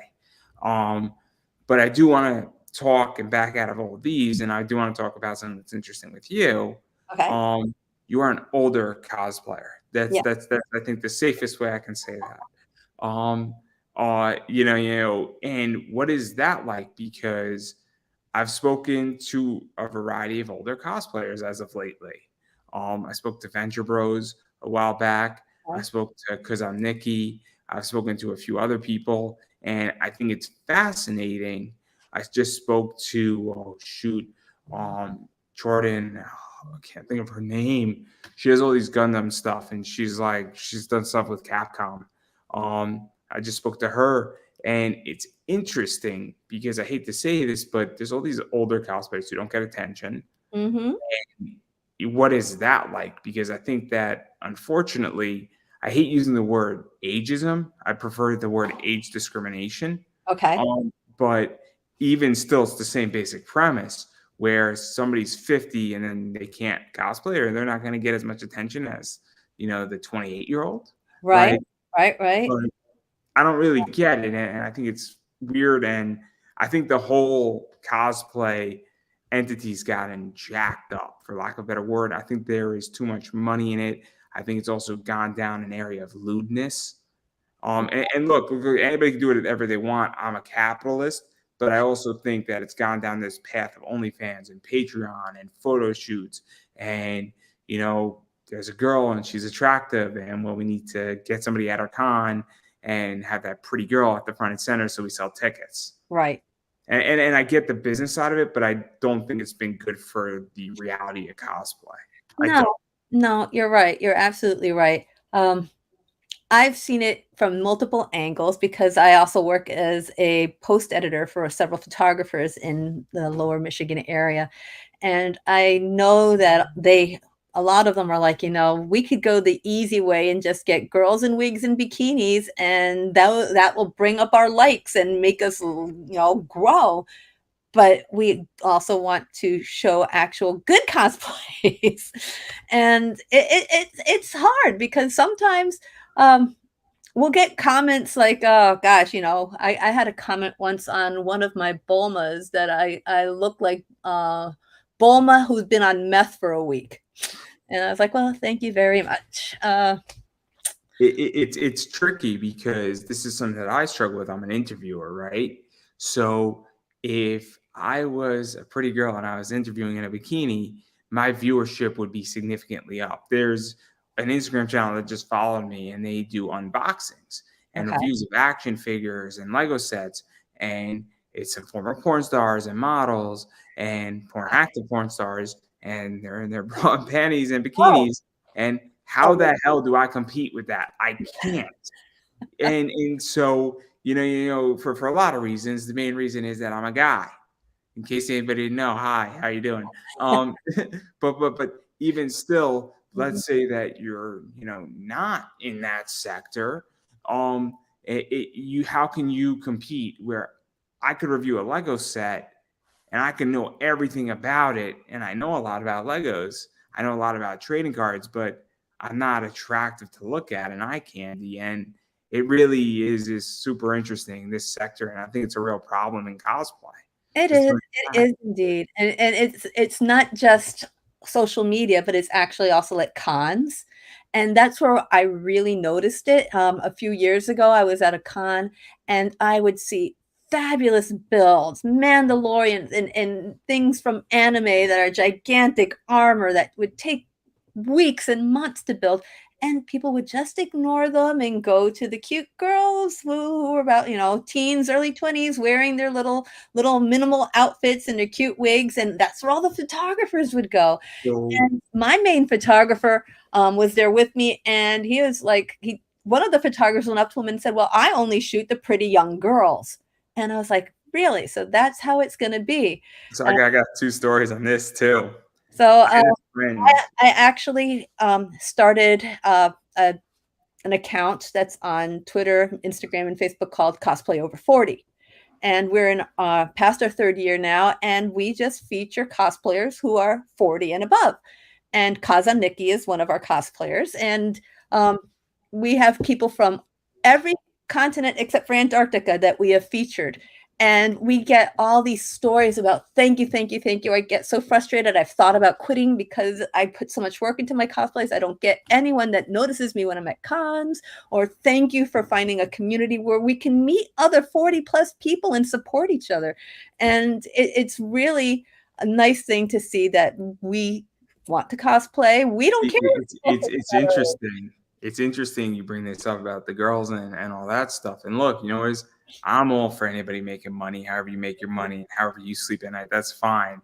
And look, there's been plenty of people who have a lot of, fans who have been on my show, and they're nice people. But what I find is that a lot of also these people, they're not so nice. They look nice, they act nice, but when you start getting into them, there's a lot of shit in their fucking head. There's And a lot of backstabbing. I mean, look, I know horrible stories. I have friends who have, told me horrible stories and have left, certain industries and have backed off and worked with some top people. And they're like, yeah, these people aren't that great. I had a friend, I don't think he's going to mind me dropping his name, Cap Santiago, and he's a male cosplayer. He did a calendar. He had a hard time finding a photographer, and he was shooting a male calendar. Mm-hmm. And he had a hard time finding a photographer because all these guy photographers said, I don't want to shoot you. Right. And right. I said to him, I said, well, that's kind of sexist. And then it took him a minute to realize I was saying it not because against him, but against the fact that they didn't want to shoot. And exactly. If you're a male photographer and you only shoot women, this is the opportunity. This is a media moment. Mm-hmm. And you go on a media tour, you're going to get so much attention out of it. And I think it's the dumbest thing ever is that this is a golden opportunity. A woman photographer wound up shooting a bunch of his shots in his calendar, but I was like, this is an opportunity that makes sense for a guy who only shoots girls. Take a step outside of the box, shoot a male photographer's calendar, and then spin that into a media, garage. And you're going to have people saying, why'd you do that?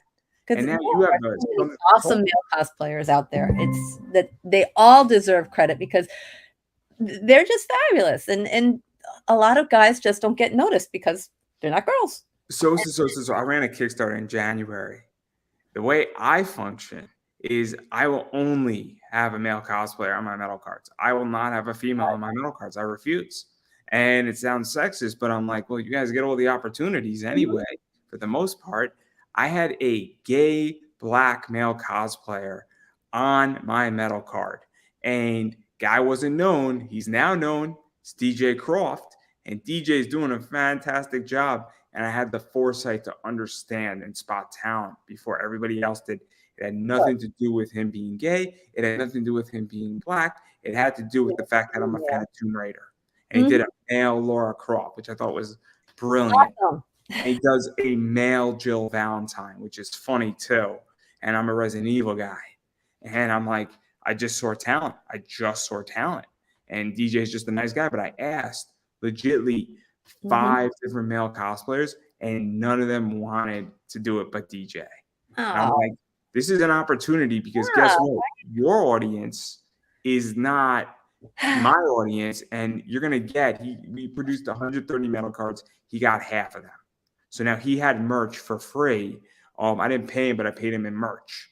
Okay. So now he could sell those metal cards for $12.50 to $15 a pop.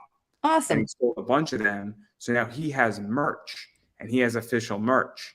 And so if I run another cosplay metal card, whether I'm doing it with DJ or I'm doing it with another male cosplayer, it's a merch arrangement because it makes sense. Right. Yeah, no, I've had guys tell me that they'll be at cons and photographers will go up and take pictures of the girls that they're with, and then they'll just lower their camera and walk away. And that just breaks my heart because guys are awesome cosplayers and they put so I much think this is what I think a guy should do. Seriously, if I'm a male cosplayer, what I would do, I would take out my phone, I would call out that photographer. I would call him out. And I would call him out and I would actually put him on the spot. Mhm. And people don't understand that. I think that there has to be an element of shame to this. I got no problem saying it. And the reason why I say it is the second you call it out, it's going to create a discussion. There's Right. going to be backlash, but there's going to be a bunch of people who say, you got a good point. Mhm. You got a really good point. And then that photographer is going to be in a hot seat for a Right. little bit. And he's People going to are get gonna be sympathy, hating. Yeah. and he's going to get a little attacking. And you know what? There might be a female who says, you know what? There's a good point here. There's a good point, and it's going to force a discussion. See, Mhm. what I say, I talk about money and I got my comic class. What I say, and I've said this before, and it's going to sound fucked up, but you got a bunch of people in the cosplay who want to go see that girl who's in their 20s, and she looks good, she's attractive, she's well endowed, and they want to take a picture of her, but they're not sleeping with her. They don't stand a chance with her. And what I say when I talk about investing, I say, look, at the end of the day, what's going to happen is that you could learn and take your money and invest it and learn how to do this skill and have money. And then you can get whatever you want in your life when you're 35, be financially free. And, you'll have people coming after you, and then you can choose whatever you want. Right. And versus not having to worry about that and pretending. And that's what I think it is. That's what I really think it is. I think you have a bunch of people. And then what winds up happening is that when you get to 35 and you're married and you got a kid, you don't look at that. Because if you do, your wife hits you on the head and smacks you when you're sleeping on the couch. Right. Next to the kid crying, and then you got to go buy your wife flowers for the next week. I don't think women have a problem with bad girl art. I don't think that they want, you to go look at the top cosplayer who's really hot and to be waiting in line for an hour and a half so you can get your picture with her. I Right. don't really think that happens when you're 35 or when you're 32 getting married in 2 weeks. I think usually the wife or the girlfriend gets a little pissed off about that. Usually they do. Because it's fantasy. I mean, if you think about it, cosplay is fantasy. And I don't think it's that. I think it's something else. I really do. I think it's the idea that it is who people like taking pictures with attractive people, and I think it's more than that. I think that that's part of it. I really do. I don't think it's a celebrity. I no. think with some of these cosplayers, it's a little deeper and it's a little more messed up, and there's a whole psychological male mentality. Yeah. And I think that that's part of it. I think that's part of the problem. Yeah. I mean, one thing that I have found on social media is that a lot of guys follow because they kind of look at it as it's like a dating or sex service. You're dressing up, hey, and then they'll send you like pictures that you really don't want to see. The what winds up happening on OnlyFans, it's actually really interesting. I just started reading about this. Is a guy will follow a girl, and then it becomes like a ghost girlfriend experience. And then what starts happening is that they'll start cutting off, and then they'll start ghosting the girl, and then they start disappearing. Oh boy. And because it actually triggers things in the back of your brain, and you could have the exact same experience. And this is why OnlyFans is horrific. And with the cosplay stuff, it's very similar, where it creates actually a dopamine effect. And so when people subscribe to Patreons and OnlyFans, they get addicted, and then it becomes a girlfriend thing, but it's not real. And then it creates a whole bigger issue, and there's a lot of problems that occur. Yeah. And I think we're not necessarily there with every single cosplayer, but we're inching to that point, and it's already started to happen, and it's a problem. And I think that the cons don't help, and I think that it doesn't help cosplay. I don't think it helps cosplay because I think it's the 1% versus the 99%. And I Mhm. think that that's what it creates. And so everybody thinks the 1% is the OnlyFans and the top echelon. Right, and there's so much more than that. If you take a step back and you just go up on the hill, you'll see the whole landscape, the Mhm. whole landscape. And it's very interesting. There's a reason why I only like interviewing people who have less than about 30,000 fans on Instagram. I find that those people are more interesting in cosplay than the person who has a million. I also find that the person who has a million doesn't give as much of a damn Right. than the person who has 30,000. Just not every person who has a million followers is like that, but a lot more are like it. And I don't find that people who have a million followers on Instagram are that interesting. And honestly, a lot of these people don't have a good engagement rate. They don't. That's the other thing too. You could look up engagement rates, and I'm like, man, these people don't have a good engagement rate. Jessica Nigeria has like a 6% engagement rate. She's got 4 million followers. 6% of your audience. 6% doesn't get me out of bed. It barely gets me to work. If somebody said, Andrew, I'm only going to pay you 6% of what you're really worth, I wouldn't leave my bed. I just wouldn't. It doesn't interest me. I mean, you got to pay me what I'm absolutely worth, and that's the problem. I mean, and that's me being generous with her. I mean, I've looked up her engagement. It's shit. It is, and most of these people who are in the upper echelon, their engagement rate sucks. Versus if you look at somebody who has 15,000 followers, they might have 4,000 likes on every single one of their Instagrams. But guess what? That's a higher engagement rate. Right. They have real fans. Yeah. Those fans, if I interview them, a good chance a bunch of them are gonna watch the interview.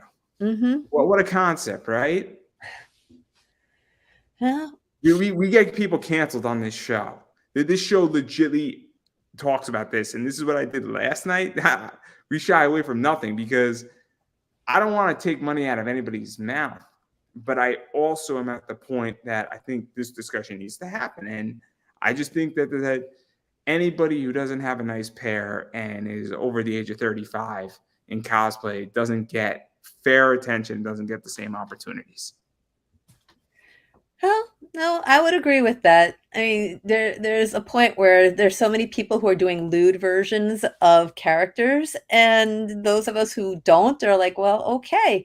Do I really want those kind of followers? Because that we want to be able to interact with people who actually understand what we're doing or are curious about what we're doing versus, oh, look, she's got a rack. I like that picture. And then, what kind of interaction do I want with that? I really don't. It also raises a question that if you're 28 and you're doing that and you're a woman, I mean, where are you going to be when you're 36? And also, do you want to have a family? Do you want to shelter your children? These are all great questions. No. Oh, They no, really I understand. Absolutely. I mean, so I don't think some of these cosplayers have actually thought this through. Right. And look, I'm not saying you have to have kids. I'm not saying you have to do anything. But if you do want to go down that path, there is a good question of that saying, it's out on the internet. You might close your OnlyFans down, but guess what? It's out on the fucking internet. It doesn't disappear. It doesn't disappear. Nothing on the internet disappears. Things can be buried, but they don't disappear. So Right. No. I think that's something else that has to be thought about as well. When you go and you do something, I mean, it's once it's on OnlyFans and you have people paying, it's out in public. Mm-hmm. No, and not even just OnlyFans, because Instagram, for example, they aren't all that great about what they block, and someone could be wearing a G-string and band-aids on her breasts, and that's it. And hey, it's okay for Instagram, and which is interesting because 13 is the age for Instagram supposedly. But I know cosplayers who only cared about their numbers and went from being canon cosplayers to being hardly wearing anything cosplayers. And it's just been interesting seeing how they have changed. I don't want to say devolved or evolved. They've just changed. And I just wonder, because there's one I know has a son, And I keep wondering, wow, what's he gonna think if he ever sees those photos? I mean, it's interesting. I mean, I've seen some stuff on Instagram, and I'm like, okay. And then there's a whole nother thing, and not to get all the way down the road, but there's a whole business on ManyVids, which is obviously a clip site, and there's a section that's just cosplay, and it's cosplay porn, for lack of a better word. And so I mean, this is a question that I have for every cosplayer now, and I'm not looking for an answer. But where's the line? Where's the line between something being suggestive? So I'll give you an example. If somebody's playing panty or stocking with panty and stocking with garter belt, I don't think that's crossing the line. No, but then we get, I mean, that's the name of the show, right? That's the name of the character. But then we get to the point where, okay, you do a lewd set or a suggestive set, okay. But then when does it become soft porn? When does it become porn? When does it just become a hardcore scene? I mean, where are the lines? Because all of these cosplayers, when they went out and started doing lewd sets and started doing OnlyFans and other things, some of them don't go anywhere near that, but then others dive into it and get into it. Some of them have nude shots, and like, I'm confused as just a consumer where the line is, and as an interviewer, I'm even more confused because I'm like, okay, cool. Where are we going here? And where are the lines? Have the lines been redrawn? And I don't know. And it's a great question. And I mean, one character comes to mind right away, and that's Velma. Velma from Scooby-Doo. She is probably the character that I hardly see at all as canon, and mostly I see in a really non-existent top and maybe a bikini, and like just not what I would watch with Scooby-Doo. And I see with Daphne too. Yeah, Daphne too, very much like a G-string Daphne. You see that a lot. But like, yeah, no, I don't know where the line is, and it's confusing because 5 years ago I knew where the line was, and I don't know where the line is today. No, it's a big blur. It's a huge blur, and I mean, cosplay is for everybody, and if someone wants to do a version that's a little more risque, more power to them. But gosh, there's risque, and then there's doing a video with you shaking your butt cheeks at the camera and calling that cosplay, and I'm just like, really? That's another thing too, is that there gets to a point where if you're in Pikachu ears, but you're modeling, is that really cosplay? I mean, I don't know what the definition of cosplay is either now.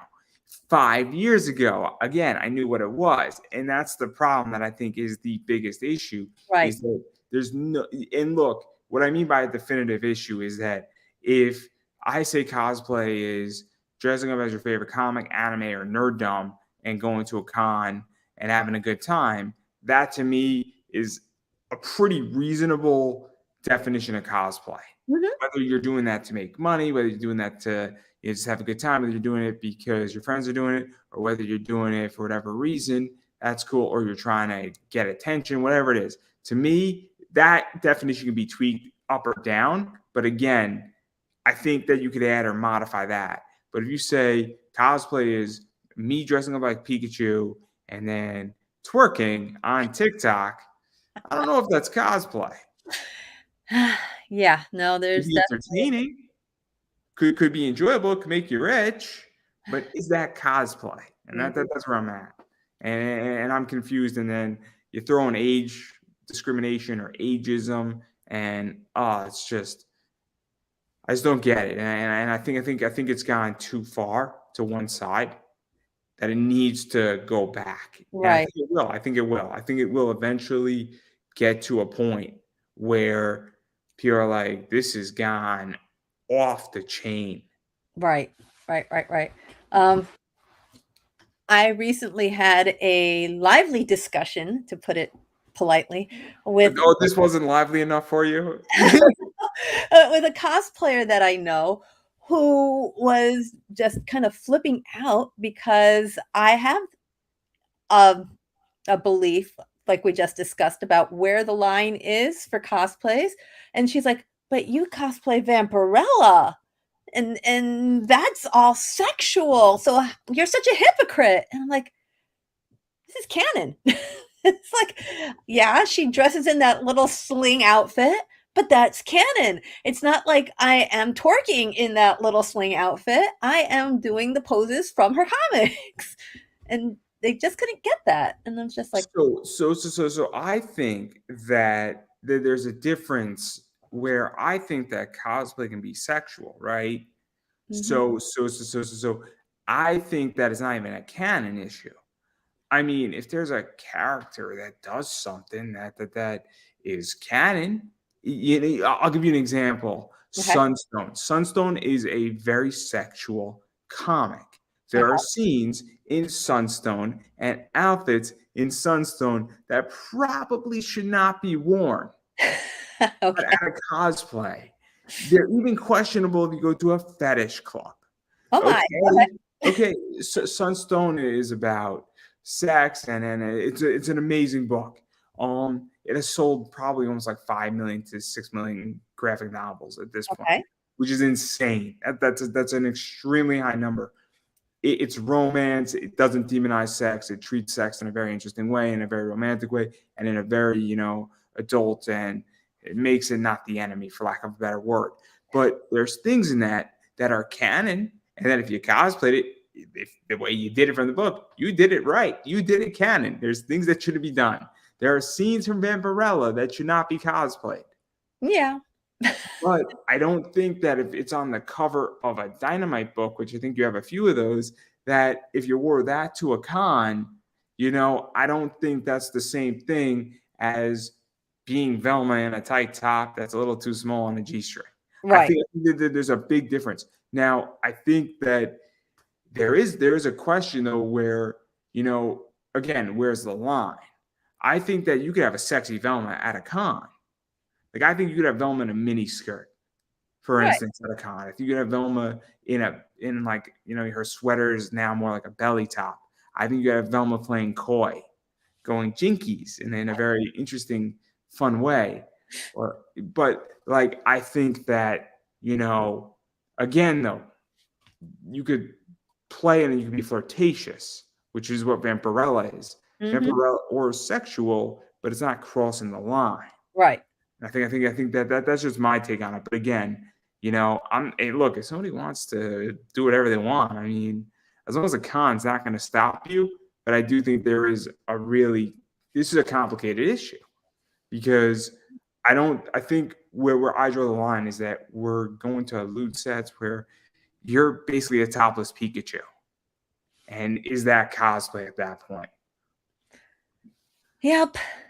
If you were a topless Vampirella, I would then start questioning things, right? Mhm. So, So there's probably a scene where Vampirella's topless. Would not be surprised in a oh yeah. Vampirella. Oh yeah. When she's in the Blood River and Draculon, absolutely. But But yeah, should that be worn at a con? exactly.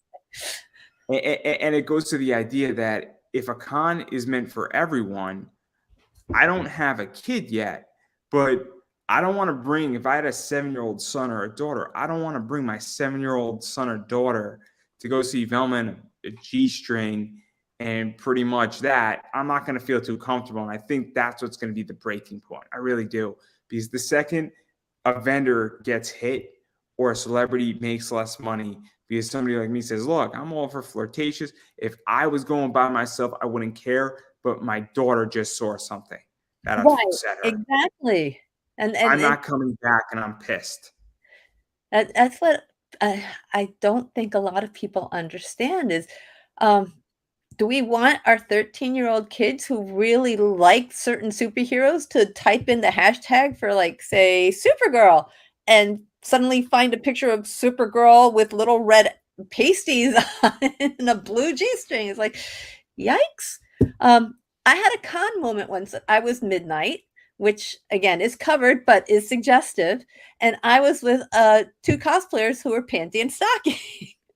And we were just like standing off by ourselves because we're like, well, everyone else is like, the class 1A from My Hero or other stuff. And And these parents rushed up to us with their little boys, maybe 5 or 6 years old, and said, "Can they get a picture with you?" And we're like, okay, so here we are posing as panty stocking at midnight with these two little kids.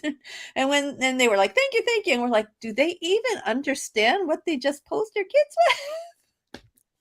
No. I mean, when I go to a con and I'm presenting on a panel, my language. So on this show, I say whatever I want because it's explicit. Everybody knows it's explicit. But again, you don't see me posting nude photos on this show. There might be a suggestive photo every once in a while, or if I'm talking about bad girl art, there's something there. But when this goes into podcast format, it's explicit for a reason. My YouTube channel is explicit. There's an explicit warning essentially on my YouTube channel. But when I'm presenting at a con, my language, I say every once in a while I'll drop an F-bomb when I need to make a real point, but I get one.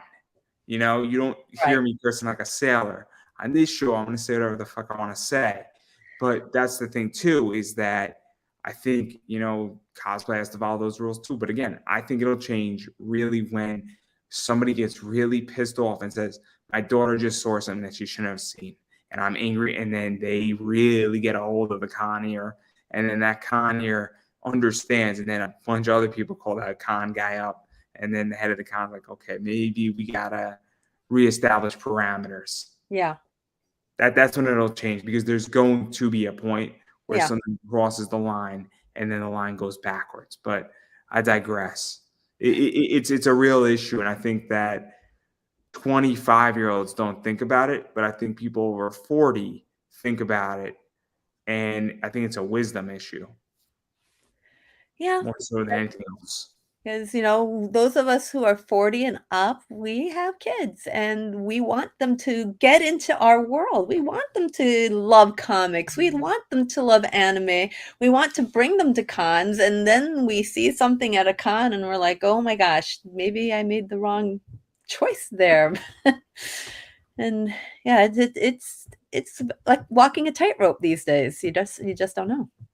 It's very complicated, and I think you know what it is. It's also the idea that, you know what it is, if I have a daughter or a son and they want to cosplay, I want to make sure that they enjoy it, but I don't want them to ever feel like I need to have an OnlyFans and when I'm 18, you know, right, naked to do it, because I don't think when they're 30 they're gonna be too fucking happy about that. Like I think it's gonna create a bigger problem. And I don't have kids yet, but I'm 29. I'm going to be 30 relatively soon in the next few months. And obviously, I'm now starting to think about this stuff. And I'm maybe 2, 3, 4 years away from having a kid. But the second I have a kid, I'm going to be terrified for my kid. We live in a crazy world. Exactly. And the internet's a very dangerous place. Yep. And I don't think cons are much safer on what can be seen, what is actually presented. And there's a lot of things that I've seen at cons that are problematic. And, you know, I don't have a problem with it being sold. I have a problem with it being displayed publicly. Right.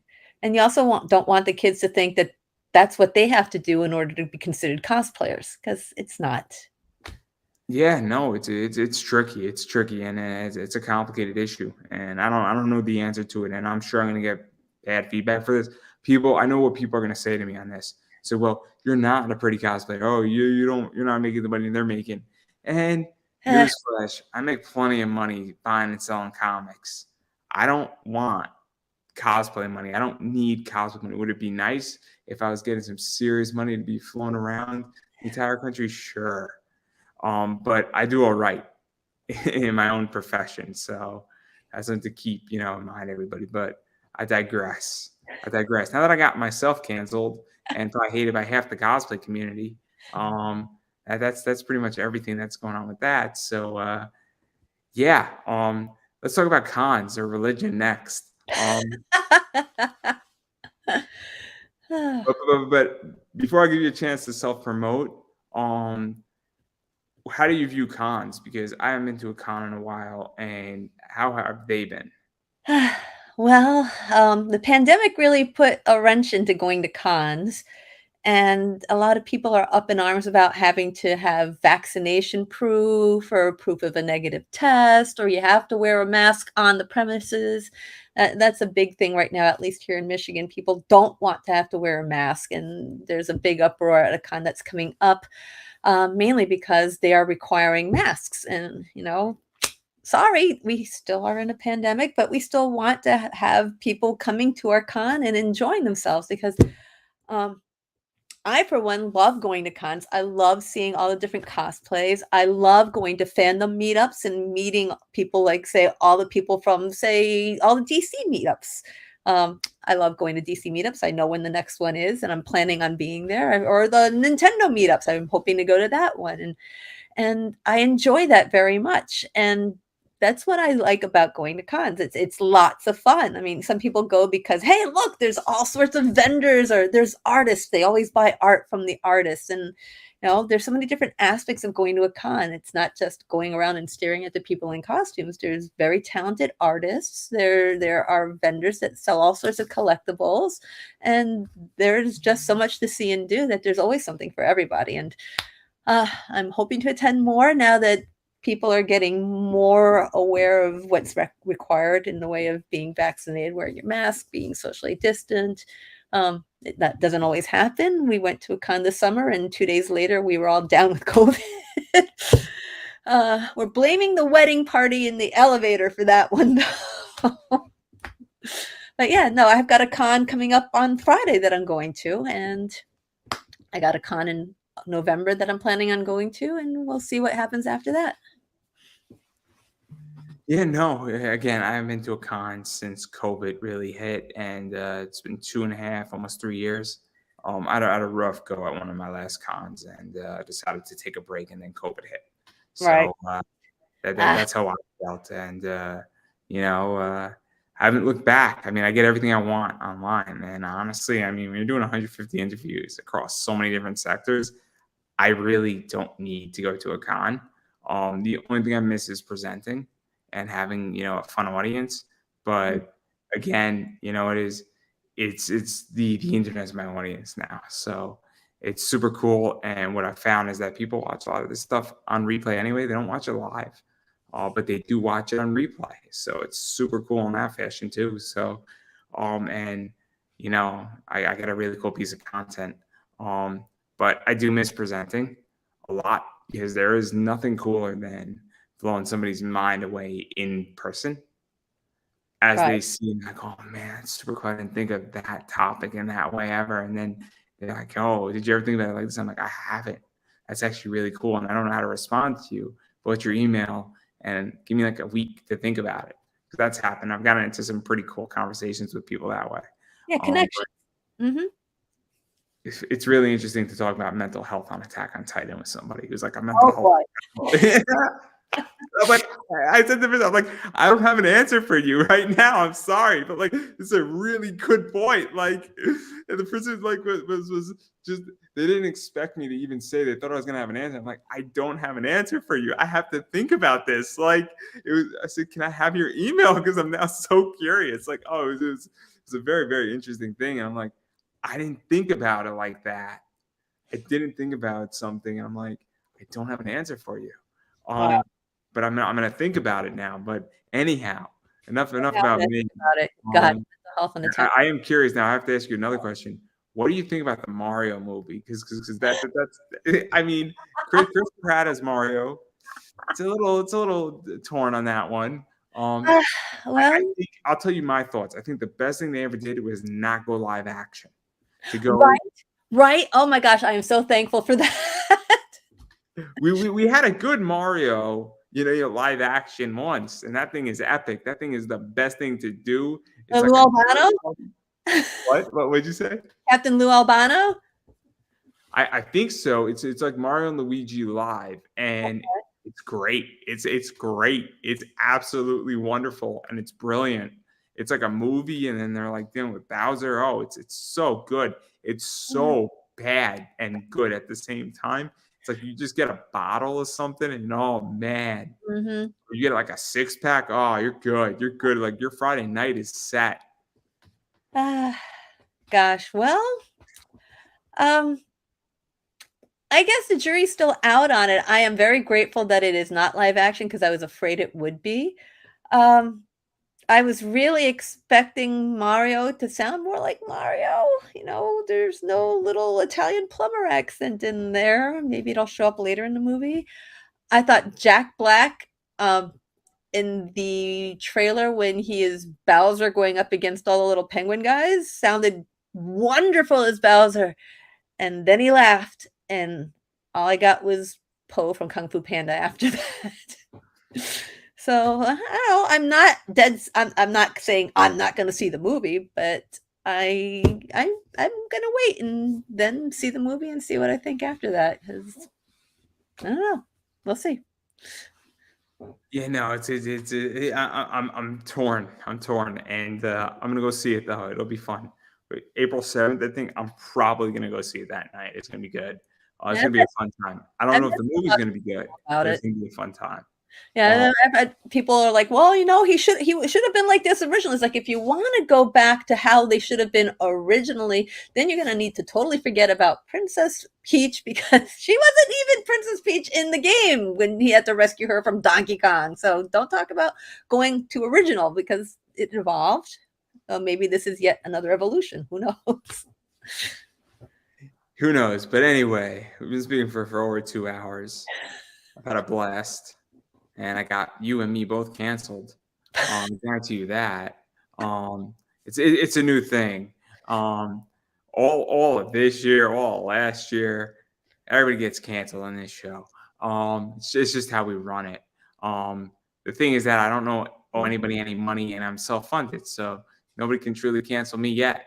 But anyhow, I do want to give you a chance to self-promote yourself. So where could people find you, bother you, follow you on Instagram, follow your over 40 cosplay? I'm probably going to hit up a bunch of people on that Instagram because that's what November is. At least I'm trying to get 4 cosplayers more for November. Get like 3 more wrestlers. I got a big wrestlers coming on for the 3rd time. Billy Starks is coming on. Oh, If cool. you know who Billy Starks is, Yep. I'm gonna say she's special. She's a prodigy, and she is the future of wrestling. And that's all I'm gonna say. And that it's a big deal for round 3. But anyway, enough about what I'm gonna promote because I'm gonna promote myself at the end of this anyway. But where can people find you? Because you do run that cool Instagram account as well as you run your own, as well as you got a bunch of other stuff going on. And obviously, where can people support you? You can find me on Instagram, which is my main place, as well as Facebook and Twitter. I am AMHCosplays there. I am also the admin for Cosplay Over 40. And I also have a different account called A2 MI Wonder Woman for Ann Arbor, Michigan Wonder Woman, which is my dedicated Wonder Woman account. And I'm also Boma Briefs USA on Instagram, Twitter, and Facebook. So I maintain all of those. So you can find me pretty much spending 4 or 5 hours a day updating all those accounts. Well, you have it there, and I'm just going to keep saying it. And you have to support indie. You have to support the creators you love. Again, I personally do not care what you support, but you need to support what you enjoy and what you want to see more of. Also, if these people have merch, if obviously AMH Cosplay has merch, has Buy Me a Coffee, has PayPal, has Cash App, all that stuff helps. $1 goes a long way because my friend says it really well that if everybody gives you $1 and you have 1,000 people giving you $1 every month, that helps. A lot of small dollars adds up to a bunch of big money, and a lot of stuff can get done with a bunch of money. $1,000 can definitely fund at least 2 to 2.5 cosplays. I feel, if it's stretched out appropriately, and because if you had $1,000, you could buy material in bulk, which means it will get cheaper. Oh yeah. And so if you had $12K coming in every year, you would be able to buy materials to fund a bunch of cosplays, and which means more photos, which means more things, which means more conventions you can go to, a variety of other stuff. Oh, Which definitely. things can be done for the people who want to support you. And again, If everybody gave you $1, it's not that complicated because that's $12 a year. So that's something to keep in mind, that a Right. lot of small dollars can add up and really make a difference. Well, I am AMH Cosplays on coffee as well. So if anyone wants to buy me a coffee, I'd So be it's just, yeah, no, it's true. A lot of small money adds up. It really does. Um, and then I know this because people definitely throw me a little small money every once in a while, and it does add up. It adds up, and it adds up quickly, and especially if you have a fan base. So I recommend people do that if you like what you see. And it's because it's not enough anymore at this stage just to follow people on social media. You actually have to do more, whether that's even just interviewing, sharing it out, liking it, commenting, introducing somebody to somebody else that can help them or do business or anything. Makes a difference. Hell, offering you a free ticket at a con. If you run a Yeah. con, that's something, because that's worth money. That's worth money. It makes a big difference. Offering you a free table, that could be very helpful too. So anyway, that's just something that I'm throwing out there. You got to support what you like, and it makes a big difference. As far as I'm concerned, obviously all my social media is down below. It's Pop Anime Comics. You can check me out on Twitter, Instagram, Facebook, YouTube. It's Pop Anime Comics, as well as I do have a private Facebook group, Indie Comic Connect. So if you're into comics or other things relating to comics, you could join. Just fill out the survey and the questions. They're there for a reason. And that reason is because you'd be surprised who doesn't fill it out, and it actually eliminates bad actors. They're not hard questions. It does not cost any money to join. It is a private group for a reason. The only rule is no eBay or porn in the group. That's legitimately the only rule. And you really should only be posting once a day. Seriously, it's not complicated. My comic class is coming end of October, so definitely be on the lookout for that. We are 65% recorded.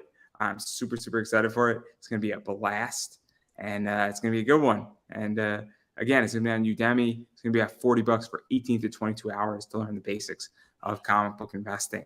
So keep that in mind. And I said this before. I said it last night. I'm going to say it. Either you're going to love it and you're going to be like, hey, I'm in. I want to know more. Or you're going to say, man, this was a complete waste of my time. But I'm going to tell you you're wrong. And the reason why you're wrong is because this probably saved you hundreds of thousands of dollars, that there's a million ways how to make money. And if you can eliminate one for $40, you save yourself a boatload of time and money. And it's going to be the best $40 if you say comic book investing is too complicated, it's not for me, because then there's 99 other options to make money and you only have to go through those other 99, not 100. So I systematically eliminated an option for you. And then I also have Buy Me a Coffee. It's in my link up above, down below, or whatnot. So you can give me money all day. I appreciate it. I won't say no. I like money, so I'm not going to say no. And then that's pretty much everything that I got. And maybe this Saturday, me and my friends might be doing a comic book hangout, talking about, as fans, do we deserve an ending to comics?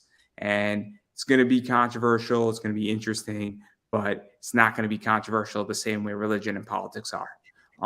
We will all end with liking each other and potentially half drunk. So on that note, I'm going to give you the final word. If you love comics and you love cosplayers, be sure to follow the cosplayers that you like and do your best to support them and encourage them, because, we're not just in it for us. We like to bring smiles to people's faces. And we can't do that without your help and your feedback. Well, I think that's a great place to end. And that is a wrap, everybody.